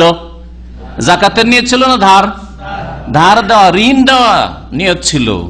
সুতরাং এখন আপনি ওইটাকে চেঞ্জ করে বলবেন যে সুবিধাবাদী, যে আমি এখন কি করে নেব, কেটে নেব জাকাত আর জাকাত আদায় হয়ে যাবে, এটা হবে না। যখন 5 বছর আগে দিয়েছিলেন তখন যদি সত্যিকার অভাবী থাকে আর তখনই যদি জাকাতের নিয়তে দিয়ে দিতেন সেটা আলাদা ছিল, কিন্তু এখন আপনি দেখছেন আমার টাকা তো আর উঠছে না, তো এটা দিয়ে নিজের জাকাত দিয়ে নিজেই ঋণ উঠিয়ে নিলেন, নিজের জাকাত দিয়ে নিজের আত্মীয় স্বজনকে দিয়ে বাহবা নিলেন। নিজের আত্মীয় স্বজন আপনার বলছে যে হ্যাঁ ছেলে ভালো, সৌদি আরবে থাকে আর দেশে আসলেই খালি হাতে আসে না, কিছু না কিছু আমাদেরকে দেয়। আর সব ক্ষেত্রে আপনি 2-4-10 হাজার টাকা যেখানে 100-500-1000 যেখানে যা দিয়েছে সব জাকাত আর জাকাত, জাকাত আর জাকাত। তাহলে যারা জাকাত দেয় তারা কয় ভাগে বিভক্ত? এক দল জাকাত দেয় না মুসলিম, আর এক দল জাকাত দেয় আংশিক। জাকাতে 1 লাখ টাকা বেরিয়েছে, 25-50 হাজার টাকা খরচ করলে অনেক টাকা জাকাতের চেয়ে বেশি দিয়ে দিচ্ছে, ওই হিসাব করার প্রয়োজনই করে না। আল্লাহর ভয় নেই, পরকালে জবাব দিতে হবে চিন্তা নেই, ফরজ আদায় হলো না এই চিন্তা নেই, হলো কি হলো না চিন্তা নেই। আর এক দলে জাকাত দিল কোন রকম পাইতারা করে টাকাটা পকেটে রাখা যায় কিনা, নিজের গরজ পুরা করে। যারা জাকাত দেবে না বা আংশিক দেবে না, জাকাত নিয়ে এইরকম বাহানা করবে, হিল্লা করবে, জাকাত দিয়ে নিজের স্বার্থ পুরা করবে, তাদের উপর আল্লাহ পাকের কি আযাব আসে? নবী কারীম সাল্লাল্লাহু আলাইহি ওয়াসাল্লাম বলছেন যে মনিউল কাতরা মিনাস সামা, আকাশের বৃষ্টি সেই দেশে সেই সমাজে বন্ধ হয়ে যায়। বৃষ্টি যখন হয় না তখন দুর্ভিক্ষ দেখা যায়, খাদ্যের অভাব দেখা যায়, বিভিন্ন রকমের বালা মুশকিল, খাদ্যের অভাব, এক কথায় খাদ্যের অভাব দেখা যায়। অনেক সময় বৃষ্টি বেশি দিয়ে আল্লাহ পাক খাদ্যের অভাব করে দেন, ফসলই হলো না, ডুবে গেল, ফল হলো না, মুকুল জ্বলে গেল। নবী করিম সাল্লাল্লাহু আলাইহি ওয়াসাল্লাম বলছেন আল্লাহ পাকের সৃষ্টি গবাদি পশু যদি না হইতো, ওয়ালাউলাল বাহাইম লাম ইউমতারু, যদি এই গরু, ছাগল, মেষ এইসব যদি না হইতো, আরো এইসব পশু প্রাণী পাখি এসব যদি না হইতো যাদের পানির প্রয়োজন, আর এইসবের কোনো পাপ নেই, অপরাধ নেই, তো পানি না হইলে মারা যাবে, এসব এই যদি না হইতো তাহলে এই পাপিষ্ট ফরজ তরককারী যারা যাকাত দেয় না তাদেরকে বৃষ্টি দেওয়া হইতো না, তাদের ওপর থেকে দুর্ভিক্ষ উঠানো হইতো না। তাহলে এখানে একটি কথা চিন্তা করতে আর বলবো যে জাকাতের আগে আল্লাহ পাক 5 ওয়াক্ত নামাজ সালাত ফরজ করেছেন, ঠিক না? জাকাত না দিলে যদি এই আযাব আসে তাহলে নামাজ না পড়লে কোন আযাব আসতে পারে? চিন্তা করেন আপনি যে অধিকাংশ মুসলিম আজকাল বেনামাজি, আধা নামাজ পড়লে মাঝে মধ্যে পড়লে মনে করে আমি নামাজি, জুমা ঈদ পড়লে নামাজি মনে করে, দিনে 2 ওয়াক্ত 3 ওয়াক্ত কখনো পড়লে মনে করে যে আমি নামাজি মুসল্লি। তো এইরকম লোকদের ওপর কত আল্লাহ পাকের আযাব আর গজব রয়েছে চিন্তা করুন। আখিরাতের আযাব, দুনিয়ার নগদ শাস্তি যে কত রয়েছে চিন্তা করুন আপনি। ব্যক্তি জীবনে আযাব, পারিবারিক জীবনে আযাব শাস্তি, সামাজিক শাস্তি, রাজনৈতিক শাস্তি, আর্থিক শাস্তি, নিরাপত্তাহীনতার শাস্তি, বহু রকমের শাস্তি আল্লাহ পাক রয়েছে। ফাকুল্লানা খাযনা বিযামবি, প্রত্যেকে আল্লাহ পাক পাকড়াও করেন পাপের কারণে। যদি যাকাতের জন্যই আল্লাহ পাকের এইরকম আযাব হয়, এই হাদিস থেকে আমরা জানতে পারি। নামাজের জন্য বললাম, তার নামাজ ছাড়া চাইতে বড় অপরাধ, ওর চাইতে কম অপরাধ নয় হচ্ছে শিরক করা, আল্লাহকে বাদ দিয়ে অন্যকে সেজদা করা।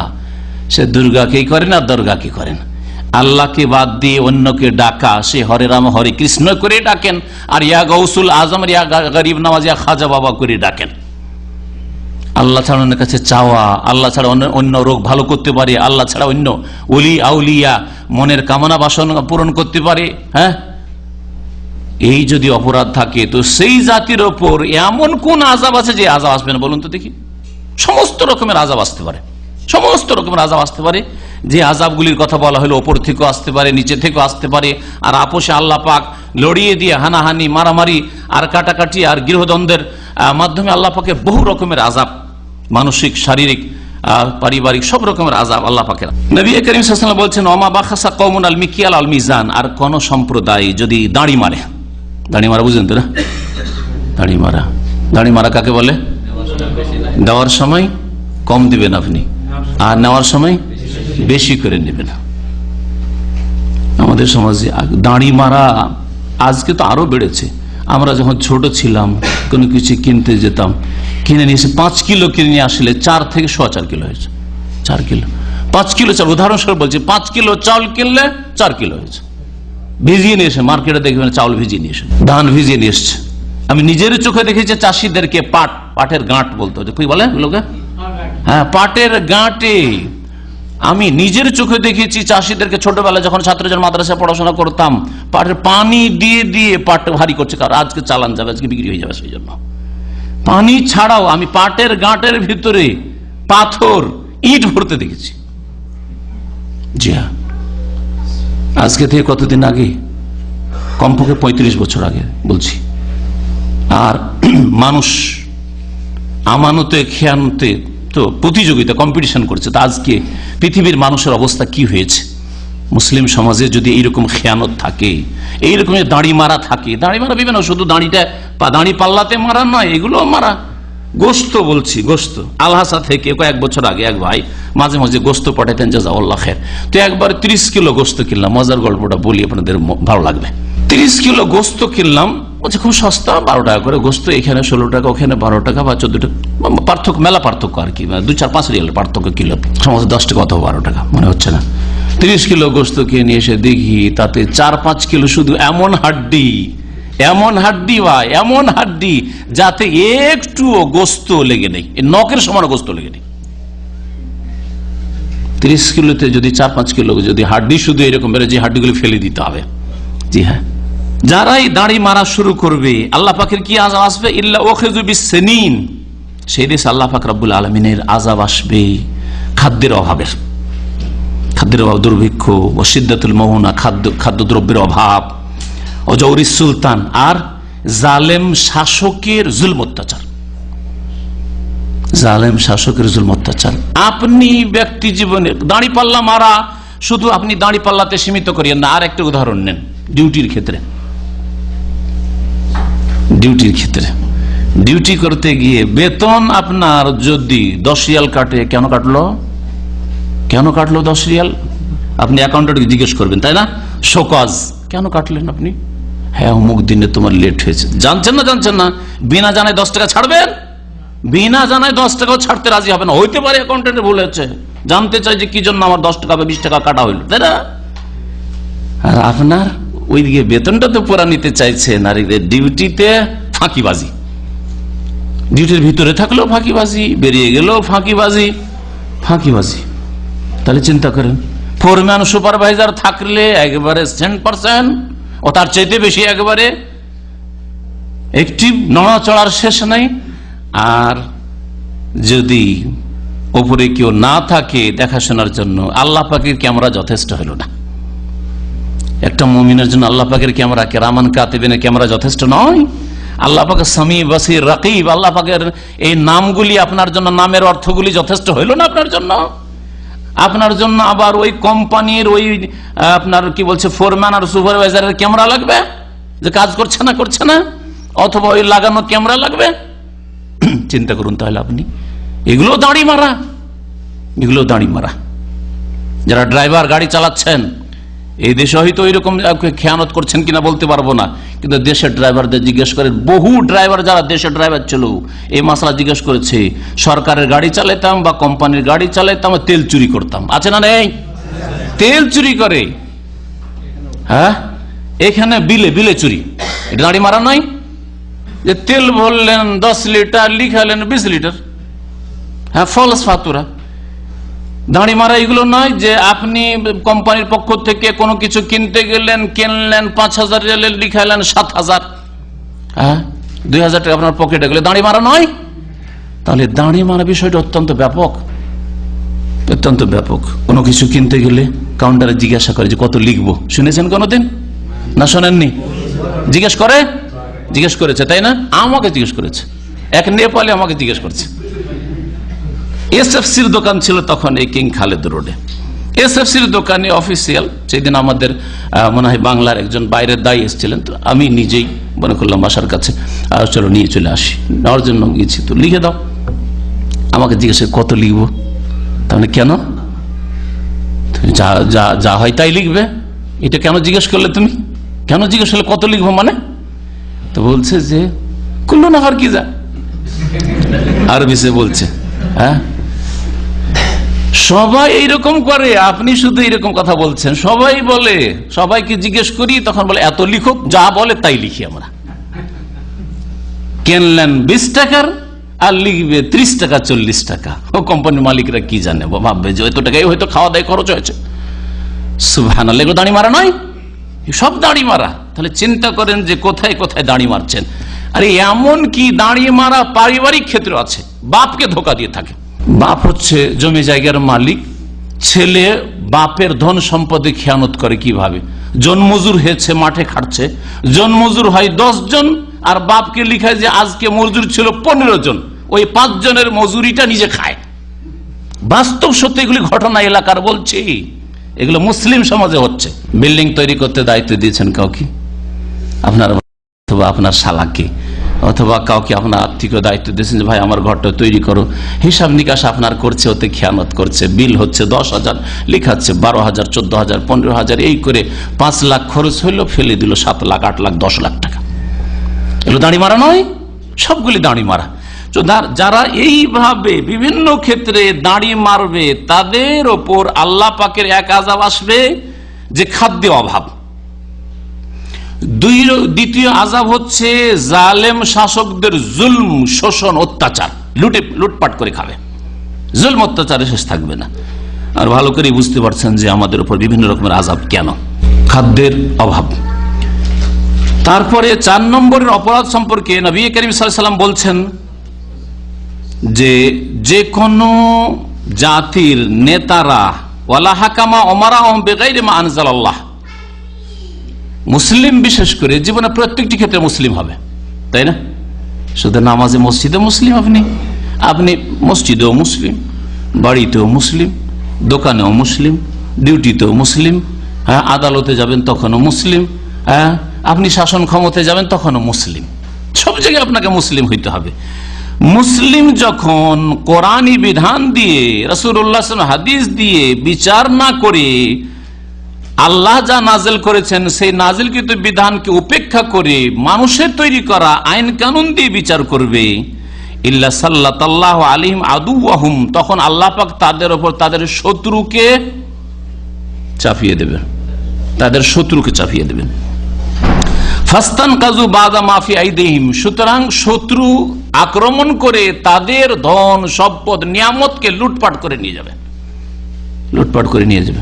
আজকে মুসলিম বিশ্বে যেখানে দেখছেন যে মুসলিমদের কল্যাণ, মুসলিমদের রিজিক, মুসলিমদের ধন সম্পদ, মুসলিমদের খনিজ সম্পদ, মুসলিমদের বাড়ি ঘর লুটপাট করে আল্লাহ পাকের যেসব নিয়ামত মুসলিম সমাজে, মুসলিম দেশে ছিল, লুটপাট করে কাফেররা নিয়ে যাচ্ছে।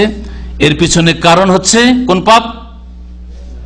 মানুষের তৈরি করা বিধান দিয়ে মুসলিম নিজেই বিচার করে, মুসলিম জজ মানুষের তৈরি করা বিধান দিয়ে বিচার করে, মুসলিম ব্যারিস্টার ইসলামই জানে না, ও জানে শুধু পশ্চিম আইন কানুন, হ্যাঁ, মানব রচিত বিধানে কি আছে তা জানে, কোরআন হাদিসে কি আছে তা জানেই না, জানার প্রয়োজনই করে না। মুসলিম শাসক ইসলামের বিধিবিধান জানলো না, ও মানব রচিত বিধান দিয়ে দেশ পরিচালনা করলো। আল্লাহ পাক রব্বুল আলামিন শত্রুদেরকে তাদের উপর চাপিয়ে দেন। 5 নম্বর, নবী করিম সাল্লাল্লাহু আলাইহি ওয়াসাল্লাম আতালু কিতাব আল্লাহ সুন্নাত নবীহি, আর যখন আল্লাহ পাকের কিতাবকে আর নবী সাল্লাল্লাহু আলাইহি ওয়াসাল্লামের সুন্নতকে নিষ্ক্রিয় করে দেবে। আল্লাহ পাকের কিতাবের আইন কানুন নিষ্ক্রিয়, কোথাও আইন কানুন ইসলামের নাই। খুব থাকলে মোল্লার দৌড় মসজিদ, যে প্রবাদের বাস্তবায়ন মুসলিম সমাজে, যে তুমি মোল্লাগিরি করবে তো কোথায়? ব্যাস মসজিদে, মসজিদ বাস, মসজিদের বাইরে আবার এইসব কি সুদ হারাম, ঘুষ হারাম, এটা হালাল, ওইটা হারাম, এই ব্যবসা জায়েজ, এটা জায়েজ নয়, দোকানপাটে সিগারেট রাখা যাবে না, এইসব কথাবার্তা উইল বাদ দেন। ওই ধর্মকর্ম করছেন, যান মসজিদে করেন, মসজিদে বসে নামাজ পড়ে, মসজিদে কোরআন তেলাওয়াত করেন, জিকির আজকার করেন, ব্যাস। সেকুলারিজম, ধর্ম নিরপেক্ষতা, ধর্ম মসজিদে সীমিত আর ভিতরে এইখানে সীমিত, ব্যাস। আপনার এখানে ধর্ম আছে আর ওইখানে অন্তরে নিয়ে আপনি মসজিদে যান শুধু।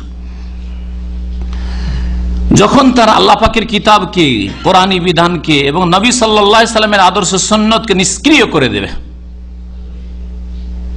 এটা দুনিয়ার ক্ষেত্রে যেমন ঠিক তেমনি দিনের ক্ষেত্রেও, দিনের ক্ষেত্রে বলতে আমি যেটা বুঝাতে চাইছি যে কোরআন এবং হাদিস দিয়ে এটা সুন্নত, এটা বিদআত জানার প্রয়োজন নেই, এটা তাওহীদ, এটা শিরক জানার প্রয়োজন নেই। কোরআন হাদিসের দলিল যদি পেশ করেন তাহলে আপনি নতুন কোন নাম পাবেন।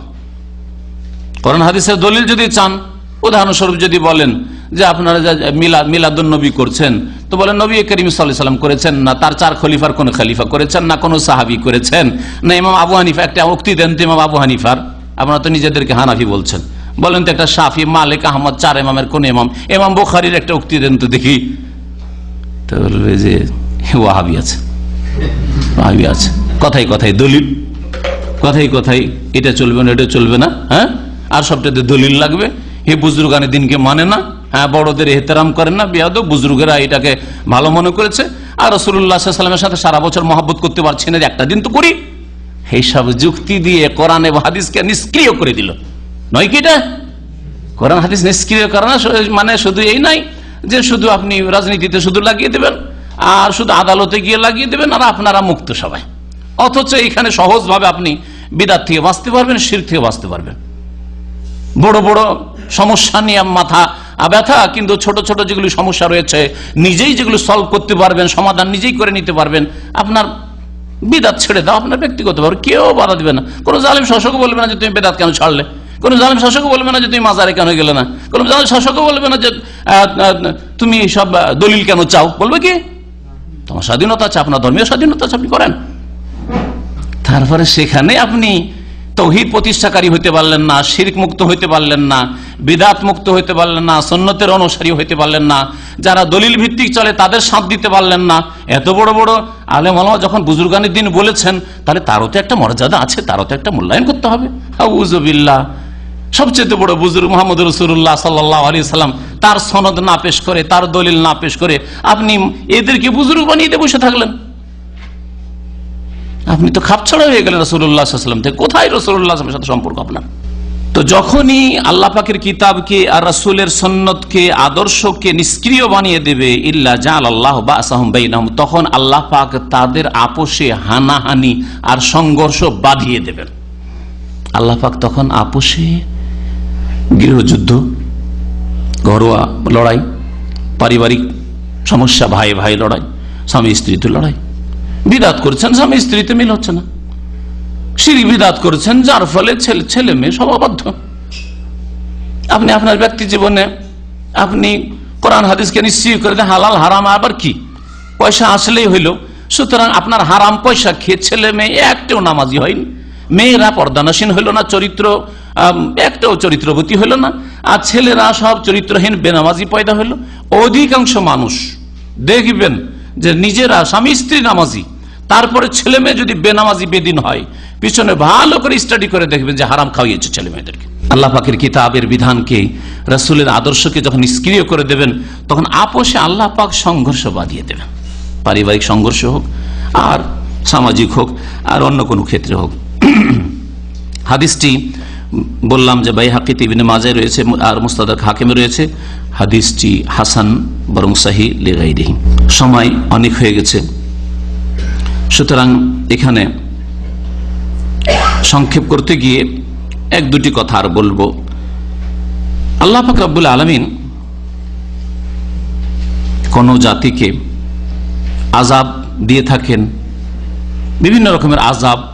আমরা এতটা জানতে পারলাম যে পাপের কারণে, বিভিন্ন রকমের পাপ আর বিভিন্ন দিকগুলি জানলেন। এই আযাব দূর করার উপায় কি? কয়েকটি উপায় এখানে কোরআনে কারীমের আয়াত থেকে আপনাদের সামনে পেশ করব। সূরা আনফালের আয়াত নম্বর 33-এ আল্লাহ পাক ইরশাদ করেছেন, ওমা কানাল্লাহু লিয়ুআযযিবাহুম ওয়া আনতা ফীহিম। হে নবী, তুমি যতদিন পর্যন্ত মানুষের মাঝে আছো, ততদিন আল্লাহ পাক ওই মানুষ জাতিকে আল্লাহ ধ্বংস করবেন না। নবী করিম সাল্লাল্লাহু আলাইহি ওয়াসাল্লাম যতদিন ছিলেন, সাহাবায়ে কেরামদের উপর কোন রকমের ওই রকম আযাব আসেনি, কোন আযাব আসেনি।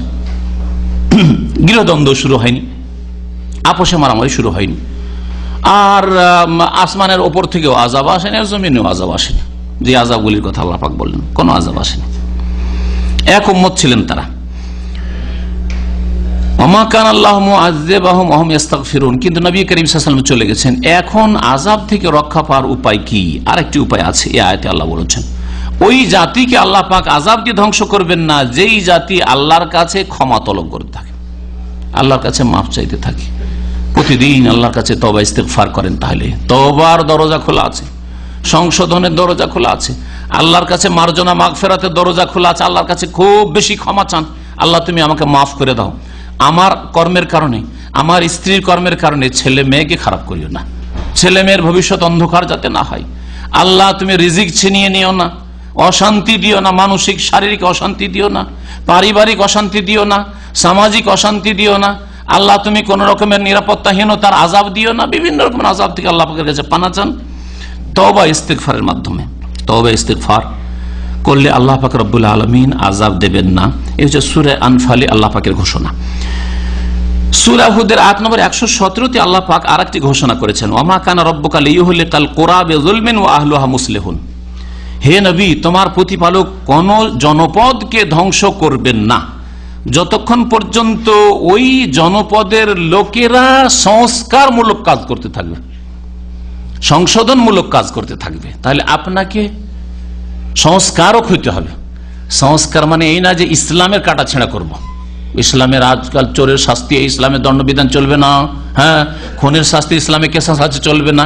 এটাকে আবার সংস্কার বলছে এই বেদিন বুদ্ধিজীবীরা। না, এটা সংস্কার না, ইসলামের সংস্কার করবে। আর তারা চরিত্রহীনতায় ডুবে রয়েছে, অশ্লীলতায় ডুবে রয়েছে, তাদের সংস্কার বলে কিছু নেই। হ্যাঁ, তাদের রবের সাথে, আল্লাহর সাথে কোনো সম্পর্ক নেই।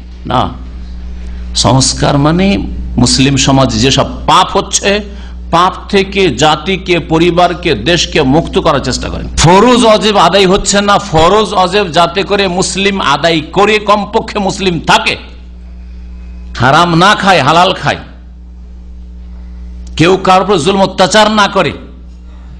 এগুলো হচ্ছে সংস্কারমূলক কাজ, সংশোধনের কাজ, ইসলার কাজ। এই ইসলাম মানে সংস্কার করা, এর অপর নাম হচ্ছে দ্বীন প্রচারের কাজ।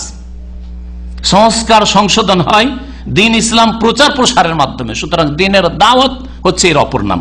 তাহলে দ্বীন ইসলামের দাওয়াত যত বেশি আপনি দিতে থাকবেন মুসলিম অমুসলিমকে, যারা ইসলাম গ্রহণ করেছে কিন্তু তাদের ফরজ অজেবে ঘাটতি আছে, হারামে জড়িয়ে আছে, শিরক বিদআতে লিপ্ত আছে, তাদেরকেও দাওয়াত দেবেন। আর অমুসলিম যাদের কাছে ইসলামের দাওয়াত পৌঁছেনি অথবা পৌঁছিল, এখনো তাদের সংশয় বা দ্বিধাদ্বন্দ্ব দূর হয়নি, তাদের কাছে ইসলামের দাওয়াত পৌঁছাবেন। এগুলো হচ্ছে সংস্কারমূলক কাজ। যেই জাতি ইসলাম সংশোধনের কাজ করে, সংস্কারের কাজ করে, সেই জাতিকে আল্লাহ ধ্বংস করেন না।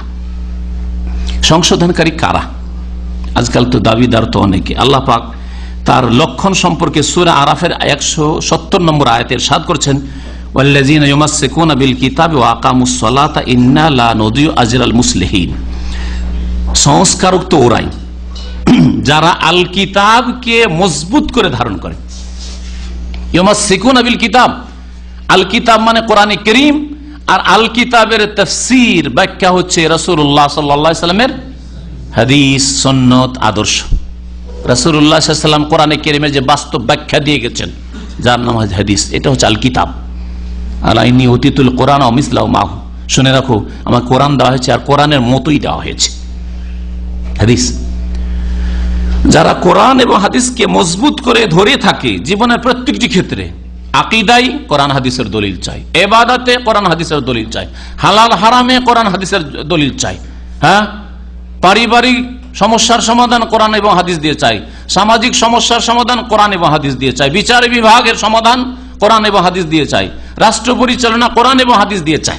ওয়াল্লাযীনা মাসসাকুনা বিল কিতাব, যারা কোরআনে কারীমকে মজবুত করে ধারণ করে আর কোরআনে কারীমকে মজবুত করে ধরে আছে, এর বাস্তব প্রমাণ হচ্ছে ওয়া আকামুস সালাতা, তারা নামাজ কায়েম করে। তাহলে 5 ওয়াক্ত নামাজ পড়লে প্রমাণ করলো যে কোরআন এবং হাদিসকে মজবুত করে ধরে আছে। আর 5 ওয়াক্ত 4 ওয়াক্ত পড়ে, 3 ওয়াক্ত পড়ে, মাঝে মধ্যে পড়ে, আর বলে আমরা সহি আকীদার লোক। আপনার কোন আকীদাটা? 5 ওয়াক্ত নামাজ সম্পর্কিত আকীদা ঠিক নেই। কোন আকীদাটা সহি আছে আপনার? শুধু কবর মাজারে যান না, ওই সহি আকীদা হয়ে গেল? 5 ওয়াক্ত নামাজ কোথায় আপনার? যারা নামাজ কায়েম করে, ইন্না লা নুযিউ আজরাল মুসলিহিন, আল্লাহ পাক বলছে যে নিশ্চয়ই আমি আল্লাহ সংস্কারকদের, সংশোধনকারীদের, মুসলিহিনদের পরিশ্রমকে বিনষ্ট করি না। আল্লাহ পাক রব্বুল আলামিনের দ্বীনের জন্য যারা ইসলাম সংস্কারের কাজ করে, সংশোধনের কাজ করে, মানুষের সংশোধন চাই, মানুষের বিপর্যয় চাই না, মানুষকে নষ্ট করতে চাই না, গড়তে চায়, ভাঙচুর করতে চাই না, গঠন করতে চাই।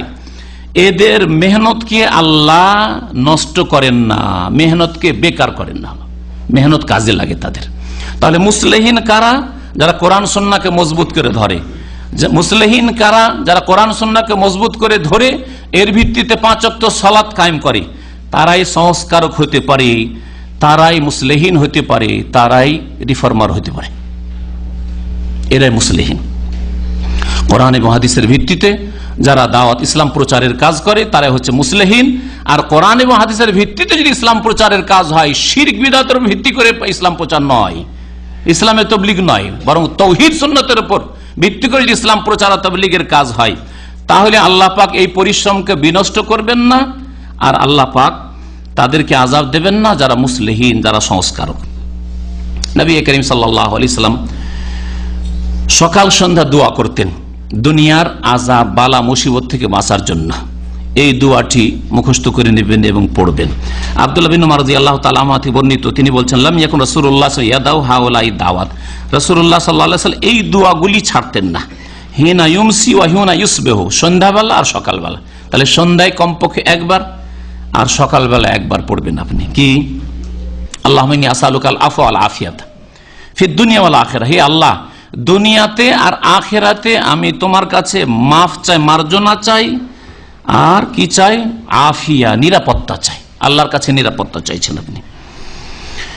আল্লাহুম্মা ইন্নী আসআলুকাল আফওয়া ওয়াল আফিয়াতা ফি দীনি ওয়া দুনিয়ায়া, হে আল্লাহ তোমার কাছে আমি মার্জনা চাই আর নিরাপত্তা চাই আমার ধর্মের ক্ষেত্রে, দিনের ক্ষেত্রে, ওয়া দুনিয়ায় আমার দুনিয়ার ক্ষেত্রে, পার্থিব জীবনের ক্ষেত্রে, ওয়া আহলি ওয়া মালি আমার পরিবারের ক্ষেত্রে আর ধন সম্পদের ক্ষেত্রে নিরাপত্তা চাই। আল্লাহ মাফ চাই, ভুল হলে ক্ষমা করে দিও আর নিরাপত্তা দান করিও। আল্লাহ মাস্তর আওরাতি, আল্লাহ আমার দস্তুরটি তুমি ঢেকে নিও, ভুল ভ্রান্তি যদি করি, অপদস্থ লাঞ্ছিত করি না, দস্তুরটি ঢেকে নিও। ও আমেন রাওয়াতি, আর আমার ভয়ভীতিকে তুমি দূর করে দিও, আমার ভয়ভীতিকে দূর করে দিও। আল্লাহ মাহফাজনি মিন বাইনি ইয়াদাইয়া, আমার সামনে থেকে আল্লাহ তুমি আমার সুরক্ষা করো, হেফাজত করো, সামনে থেকে যেন কোনো বালা মুসিবত না আসে। ওমিন খালফি, পিছন থেকে কোনো বালা মুসিবত না আসে, কোনো অনিষ্ট না আসে। ওয়ান ইয়ামিনি ওয়ান শিমালি, ডান দিক থেকে যেন কোনো বালা মুসিবত, আযাব, বিপদ না আসে, আর বাম দিক থেকে যেন কোনো আযাব বালা মুসিবত না আসে। অমিন ফাওকি, ওপর থেকে যেন কোনো আযাব বালা মুসিবত না আসে। ওয়া আউযু বিআজমাতিকা আন উকতালা মিন তাহতি, হে আল্লাহ তোমার মহত্বের আশ্রয় গ্রহণ করছি। এখানে আল্লাহ পাকের আজিম নাম থেকে আজমত, মহত্বের আশ্রয় গ্রহণ করা হয়েছে। নবী সাল্লাল্লাহু আলাইহি ওয়াসাল্লাম বলছেন, আমি তোমার মহত্বের আশ্রয় গ্রহণ করছি, আন উকতালা মিন তাহতি, আমার নিচে থেকে যাতে আমাকে ধ্বংস না করে দেওয়া হয়। রাসূলুল্লাহ সাল্লাল্লাহু আলাইহি ওয়াসাল্লাম দোয়া করছেন, আল্লাহ তুমি সামনে থেকে হেফাজত করো, পিছন থেকে হেফাজত করো, ডান দিক থেকে হেফাজত করো, বাম দিকের অনিষ্ট থেকে হেফাজত করো, ওপরের বালা মুসিবত আযাব থেকে হেফাজত করো, আর নিচে থেকে আল্লাহ তুমি ধ্বংস করে দিও না, তাতে থেকে আমার হেফাজত করো। এই দোয়া, এগুলো হচ্ছে জিকির, সুন্নতি জিকির, বিদআতি জিকির, জিকির নয়। তাতে কোনো নেকি হবে না, বরং ক্ষতিগ্রস্ত হবেন আপনি বিদআত করে। সুন্নতি জিকির আজকার সন্ধ্যাবেলা পড়বেন আর সকালবেলা পড়বেন। আল্লাহ পাক বালা মুসিবত থেকে, ফিতনা ফাসাদ থেকে, আর দুনিয়ার বিশৃঙ্খলা থেকে, আর দুনিয়ার সমস্ত অশান্তি থেকে আল্লাহ পাক হেফাজত করবেন ইনশাআল্লাহ তাআলা। আল্লাহ পাক আমাদের যেন হেফাজত করেন, আল্লাহ পাক আমাদের গুনাহ খাতা যেন মাফ করে দেন, আল্লাহ পাক আমাদের নেক আমলে যেন তৌফিক দান করেন। সুবহান রাব্বিকা রাব্বিল ইজ্জাতি আম্মা ইয়াসিফুন ওয়া সালামুন আলাল মুরসালিন আলহামদুলিল্লাহি রাব্বিল আলামিন। এই দোয়াটি আবু দাউদে রয়েছে, নাসাইতে রয়েছে, ইবনে মাজাহ রয়েছে, হাদিসটি সহিহ। আজকাল হাজিদেরকে নিয়ে আসে যেসব দালাল বা এজেন্টরা, অথবা মক্কাতে কিছু পেট ব্যবসায়ী আছে বিভিন্ন দেশের, Bharat, Bangladesh, Pakistan, Europe, America, Africa, বিভিন্ন দেশের পাবেন আপনি এরকম ব্যবসায়ীরাকে। বিশেষ করে আমাদের উপমহাদেশের লোকগুলি এরকম ঘোরাঘুরি করে হাজিদের মাঝে। হ্যাঁ, হাদি কোরবানি দিবেন, ব্যাংকে আপনার 500 লেগে যাচ্ছে হয়তো, বা 450 লাগছে, বলছে তোমার 300-তে 400-তে করে দেবো, 50-100 টাকা আপনার কম হইল।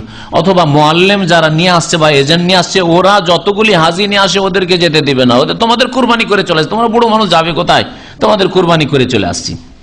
কোরবানি করতে গেল বাবু, কোরবানি করতে গিয়ে, কোরবানি আমাদের ভাই যেটা জিজ্ঞেস করলেন যে কোরবানি করতে গিয়ে 500 টাকা করে আদায় করেছে বা 450 করে আদায় করেছে ধরেন, আর কোরবানি কিনছে 250-300 টাকা, 200 টাকার একেবারে ছোট ছোট বাচ্চা ক্ষীণ, ওইগুলো কিনে কোন রকম ঠিক আছে আসছে, এটাও দাঁড়িয়ে মারা, এর জন্য আল্লাহ পাকের আযাব রয়েছে। এখানে একটা কথা মনে পড়ে গেল, কোন একজন এজেন্ট দীর্ঘদিন হাজি নিয়ে আসতো, হাজি নিয়ে আসার পর এরকম বহু লোক আছে, কিন্তু একজনের ঘটনা আমার জানা আছে, আপনাদের শিক্ষার জন্য বলছি। বর্তমান সে অসুস্থ, আল্লাহ পাক যেন তাকে শিফা দান করে, গুনাহ খাতা মাফ করে, আল্লাহ হিদায়াত করে, এখনো বেঁচে আছে, আল্লাহ হিদায়াত করে। ওই লোক হাজি নিয়ে আসতো, হাজি নিয়ে আসার পরে হাজিদের কাছ থেকে কোরবানির টাকা নিত, আর কোরবানি করতো না, বলতো তোমাদের যাওয়ার দরকার নেই, আমি কোরবানি করেছি, আর কোরবানি করতো না। এটা সন্দেহের ভিত্তিতে না, সে তার এই বক্তব্য বিশেষ কিছু লোকের সামনে বলেছে, আর কোরবানি কি করে, আমি কত হাজিদের টাকা নিয়েছি, কোরবানি করিনি, এইরকম করেছে। আজকে সে বিছানায় পড়ে আছে, জবান বন্ধ হয়ে আছে, না হায়াত না মত, বেশ কয়েক বছর থেকে, বেশ কিছুদিন পাগল হয়ে থাকলো, পাগল টাইপের হয়ে থাকলো, এইরকম খবর পেলাম। আর তারপরে খবর পাচ্ছি এখন যে এইরকম অসুস্থ হয়ে জবান বন্ধ হয়ে পড়ে আছে, যে এই লোকটি কলেমাও পড়তে পারছে না। এই অশান্তির জীবন থেকে যাক চলে গেলাম দুনিয়া থেকে, বা আত্মীয় স্বজনদের যা পরিবারের জন্য বোঝা, এরকম বিছানায় পড়ে থাকা লোক পাগল, পাগলামি করে মাঝে মাঝে, আর তারপরে কথাও বলতে পারে না, পেশাব পায়খানা যদি বিছানা করে কদিন বরদাস্ত করবে পরিবার ছেলেমেয়েরা, তাই না? কত বড় আল্লাহ পাকের আযাব, এটা বাস্তব সত্য বলছে। সুতরাং কখনো কারো এইরকম খেয়ানত করবেন না, খেয়ানত কখনো করবেন না। খেয়ানত সবগুলি হারাম, কিন্তু এক খেয়ানত আর এক খেয়ানতের চাইতে বড়। হাজিদের সাথে খেয়ানত করা, হাজিদের আপনি কুরবানির টাকা কুরবানি করলেন না, আপনি টাকা নিয়ে উধাও হয়ে গেলেন। গত 2-3 বছর আগে ওই রকমই এক এজেন্ট অনেকগুলি হাজিদের টাকা নিয়ে উধাও হয়ে গেছে। পরে খবর পেলাম মক্কায় ওই ছেলেটি থাকে, আর এইরকম অনেক হাজিদের টাকা পয়সা এরকম নিয়ে গেছে, কোন এক ভাই বলল। পরে আমাকে একদিন মাসলা জানার জন্য ওই লোকটি টেলিফোন করেছে, নম্বরটা আমার কাছে সেভ ছিল, নাম না বললে গীবত নয়। তো আমি কথা তো বললাম, কিন্তু তাকে একটু উপদেশ দিলাম। আর তারপর ওই বলা যাবে না যে তুমি এইরকম খেয়ানত করেছো, কারণ বললে হয়তো চমকে উঠবে। বললাম যে আল্লাহকে ভয় করো এবং আল্লাহর কাছে তওবা করো আর নিজের সংশোধন করো। আর তওবা মানুষের কোরবানি এইরকম নষ্ট করে রাখবে না। তওবা মানে না যে আল্লাহ তুমি মাফ করে দাও, আপনাকে কোরবানিগুলি করতে হবে, না হলে এই সমস্ত হাজিরা কিয়ামতের দিন ধরবে। এইরকম বহু খেয়ানত রয়েছে। যাই হোক, কথা লম্বা হয়ে যাচ্ছে। আমি সুন্নত নামাজ পড়তেছি, এই সময় আরেক লোক এসে আমাকে ইমাম বানিয়ে দিল। কোনো অসুবিধা নেই, সুন্নতের পিছনে ফরজ নামাজ চলবে। জাবাল নফল পড়তেন রাদিয়াল্লাহু আনহু, তার মহল্লার লোকেরা ফরজ নামাজ এশার নামাজ পড়তো, সহিহ বুখারীতে হাদিস রয়েছে। সুতরাং আপনি সুন্নাত পড়েন আর বেতর পড়েন আর ফরজ পড়েন আর তারাবি পড়েন, আপনার পিছনে যে যা নিয়ত নিয়ে রাখবে তার নামাজ সেটি হবে। জি, টুপি ফরজও না, ওয়াজিবও না, সুন্নাতও না, মুস্তাহাবও না। যতগুলি ইসলামের স্তর থাকে কোনোটাই না। তাহলে কি ইসলামিক পোশাক, ভালো মানুষদের সাধারণত পোশাক। আজকাল ভারত, বাংলাদেশ, পাকিস্তানে ভদ্র ভালো মানুষদের পোশাক হচ্ছে টুপি। যেমন সৌদি আরবের ভালো মানুষদের পোশাক হচ্ছে এটা, সাদাই হোক অথবা এই লাল হোক, এটা হচ্ছে ভালো মানুষ, ভদ্র মানুষদের পোশাক। আর যারা অভদ্র, বড় বড় চুল ছেড়ে, টুপিও নাই বা বড় বড় চুল ছেড়ে আছে, এটা হচ্ছে অভদ্র, উশৃঙ্খল। দাড়ি মারতো শোয়েব আলাইহিস সালামের জাতি, সেজন্য আল্লাহ পাক ধ্বংস করেছেন। তো শোয়েব আলাইহিস সালামের জাতিকে ধ্বংস করেছেন দাড়ি মারার কারণে।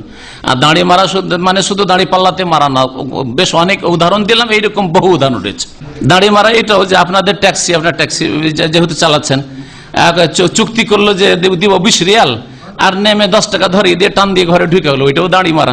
এর বিপরীতটাও দাড়ি মারা, ধোকাবাজি করে মিটার উঠাই দিয়ে থাকলেন। যারা মিটারে চলেন দেখছেন যে এই লোকটা তো মিটারে চেপেছে, সুতরাং একে একটু ঘুরা, দাম মাম চেনেও না, ঘুরাইতে ঘুরাইতে ঘুরাইতে ওকে 20 টাকার জায়গায় 40 টাকা করলেন, এটা বড় দাড়ি মারা। জি হ্যাঁ, শুধু একটা উদাহরণ দিলে তো একদল অসন্তুষ্ট হবে, তাই না? সেই জন্য দুটোই দিলাম, যে আপনারাও দাড়ি মারছেন, এক শ্রেণীর লোক যে ঘুরাইতে আছেন। এইখান থেকে রাকার কত টাকা ভাড়া হবে বলেন দেখি?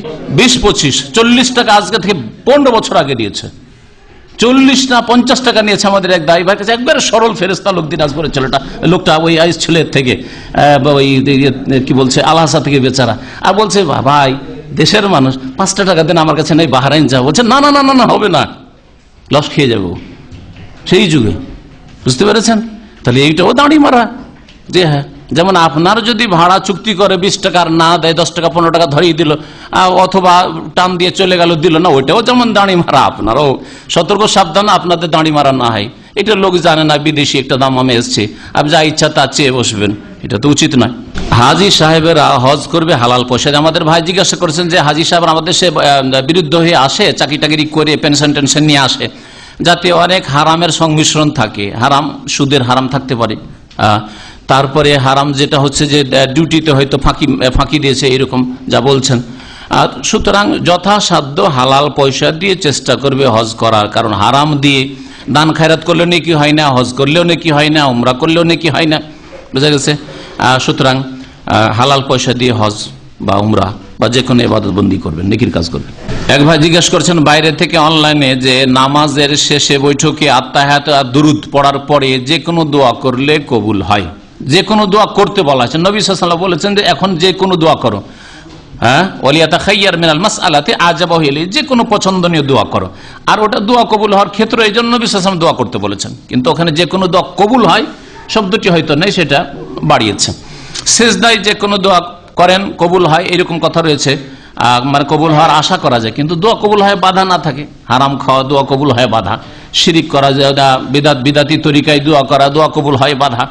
তো বিভিন্ন যে দোয়া কবুল হয় বাধা আছে, সেই বাধাগুলো মুক্ত হন, তাহলে সেজদাতে দোয়া কবুল হয়, সালাম ফেরার আগে এখানে দোয়া কবুল হয়। ঠিক, শুনে রাখেন, প্রথম কাজার কথাটা বলি। কাজা শুধু দুইটি ক্ষেত্রে, তৃতীয় কোনো ক্ষেত্রে কাজা নেই, কবুল হবে না। একটা হচ্ছে ভুলে যাওয়া, নামাজ ভুলে গেছেন, হয়তো ফরজ নামাজ মনে হয়েছে সাথে সাথে পড়েন, কোনো গুনাহ নেই, ভুলে গেছিলেন। অথবা অনিচ্ছাকৃত ঘুম চেপে যাওয়া, ঘুম চেপে গেছিল, উঠতে পারেননি, জাগতে পারেন, চেষ্টা করেছেন ফজর উঠান, জাগতে পারেননি, অ্যালার্ম হয়তো কখন বেজেছে জানেন না, অথবা কখন অফ করেছেন তাই বুঝতে পারেননি, কেউ জাগাবার হয়নি, ক্লান্ত ছিলেন ইত্যাদি। তাহলে যখনই ঘুম ভাঙবে তখনই নামাজ পড়েন, কোনো গুনাহ হবে না। এছাড়া তৃতীয় কোনো ক্ষেত্র নাই যেখানে নামাজ কাজা আছে। যুদ্ধের ময়দানে নবী সাল্লাল্লাহু আলাইহি ওয়াসাল্লাম টাইম মোতাবেক নামাজ পড়েছেন, পড়েননি? তাহলে যুদ্ধের ময়দান ছাড়া বাকিগুলো সব হালকা ময়দান। সফরে হোক, ট্রেনে হোক, বাসে হোক, প্লেনে হোক, হাটে হোক, বাজারে হোক, যেখানে থাকেন না কেন, ডিউটিতে হোক, যে কোনো জায়গায় নামাজ পড়তে হবে। কালকে এক লোক জিজ্ঞেস করেছে, একটা আলোচনায় ছিলাম এখানে, জিজ্ঞেস করেছে এক বৃদ্ধ লোক যে আসরে নামাজ পড়তে পারি না, কারণ সেই সময় ডিউটি খুব বেশি চলতে থাকে, মাগরিব পরে আসর পড়ি। কখনো কবুল হবে না। ডিউটির ফাঁকে আপনি বিড়ি সিগারেট খেলে আপনাকে 5 মিনিট সময় দেবে, আর 7 থেকে 8 মিনিট নামাজ, 4 রাকাত নামাজ পড়তে লাগবে, এই টাইমটা দেবে না। কোন কাফের পর্যন্ত নামাজে বাধা দেবে না। আমি মনে করি যে ডিউটিটা আমি 5 মিনিট চাই, আমার খাওয়ার টাইম কেটে নাও। হ্যাঁ, অন্যরা সিগারেট খাচ্ছে, আমি সিগারেট খাই না, ওই সব টাইম নষ্ট করি না। বাকি আমি নামাজের টাইমে, জোহরে আসরে আমি নামাজের টাইম নেবো 5 থেকে 7 মিনিট করে, কোনো অসুবিধা নেই। আপনাকে মসজিদে যাওয়া জরুরি, যে আধা ঘন্টার জন্য যাবে, আপনি যেখানে ডিউটি করছেন ওখানে নামাজ পড়েন, ওখানে 2, 4, 5 জন 7 জন যা আছেন ওদেরকে নিয়ে জামাত করেন, কিন্তু আপনি নামাজ পড়বেন আসরে নামাজ মাগরিব এসে কখন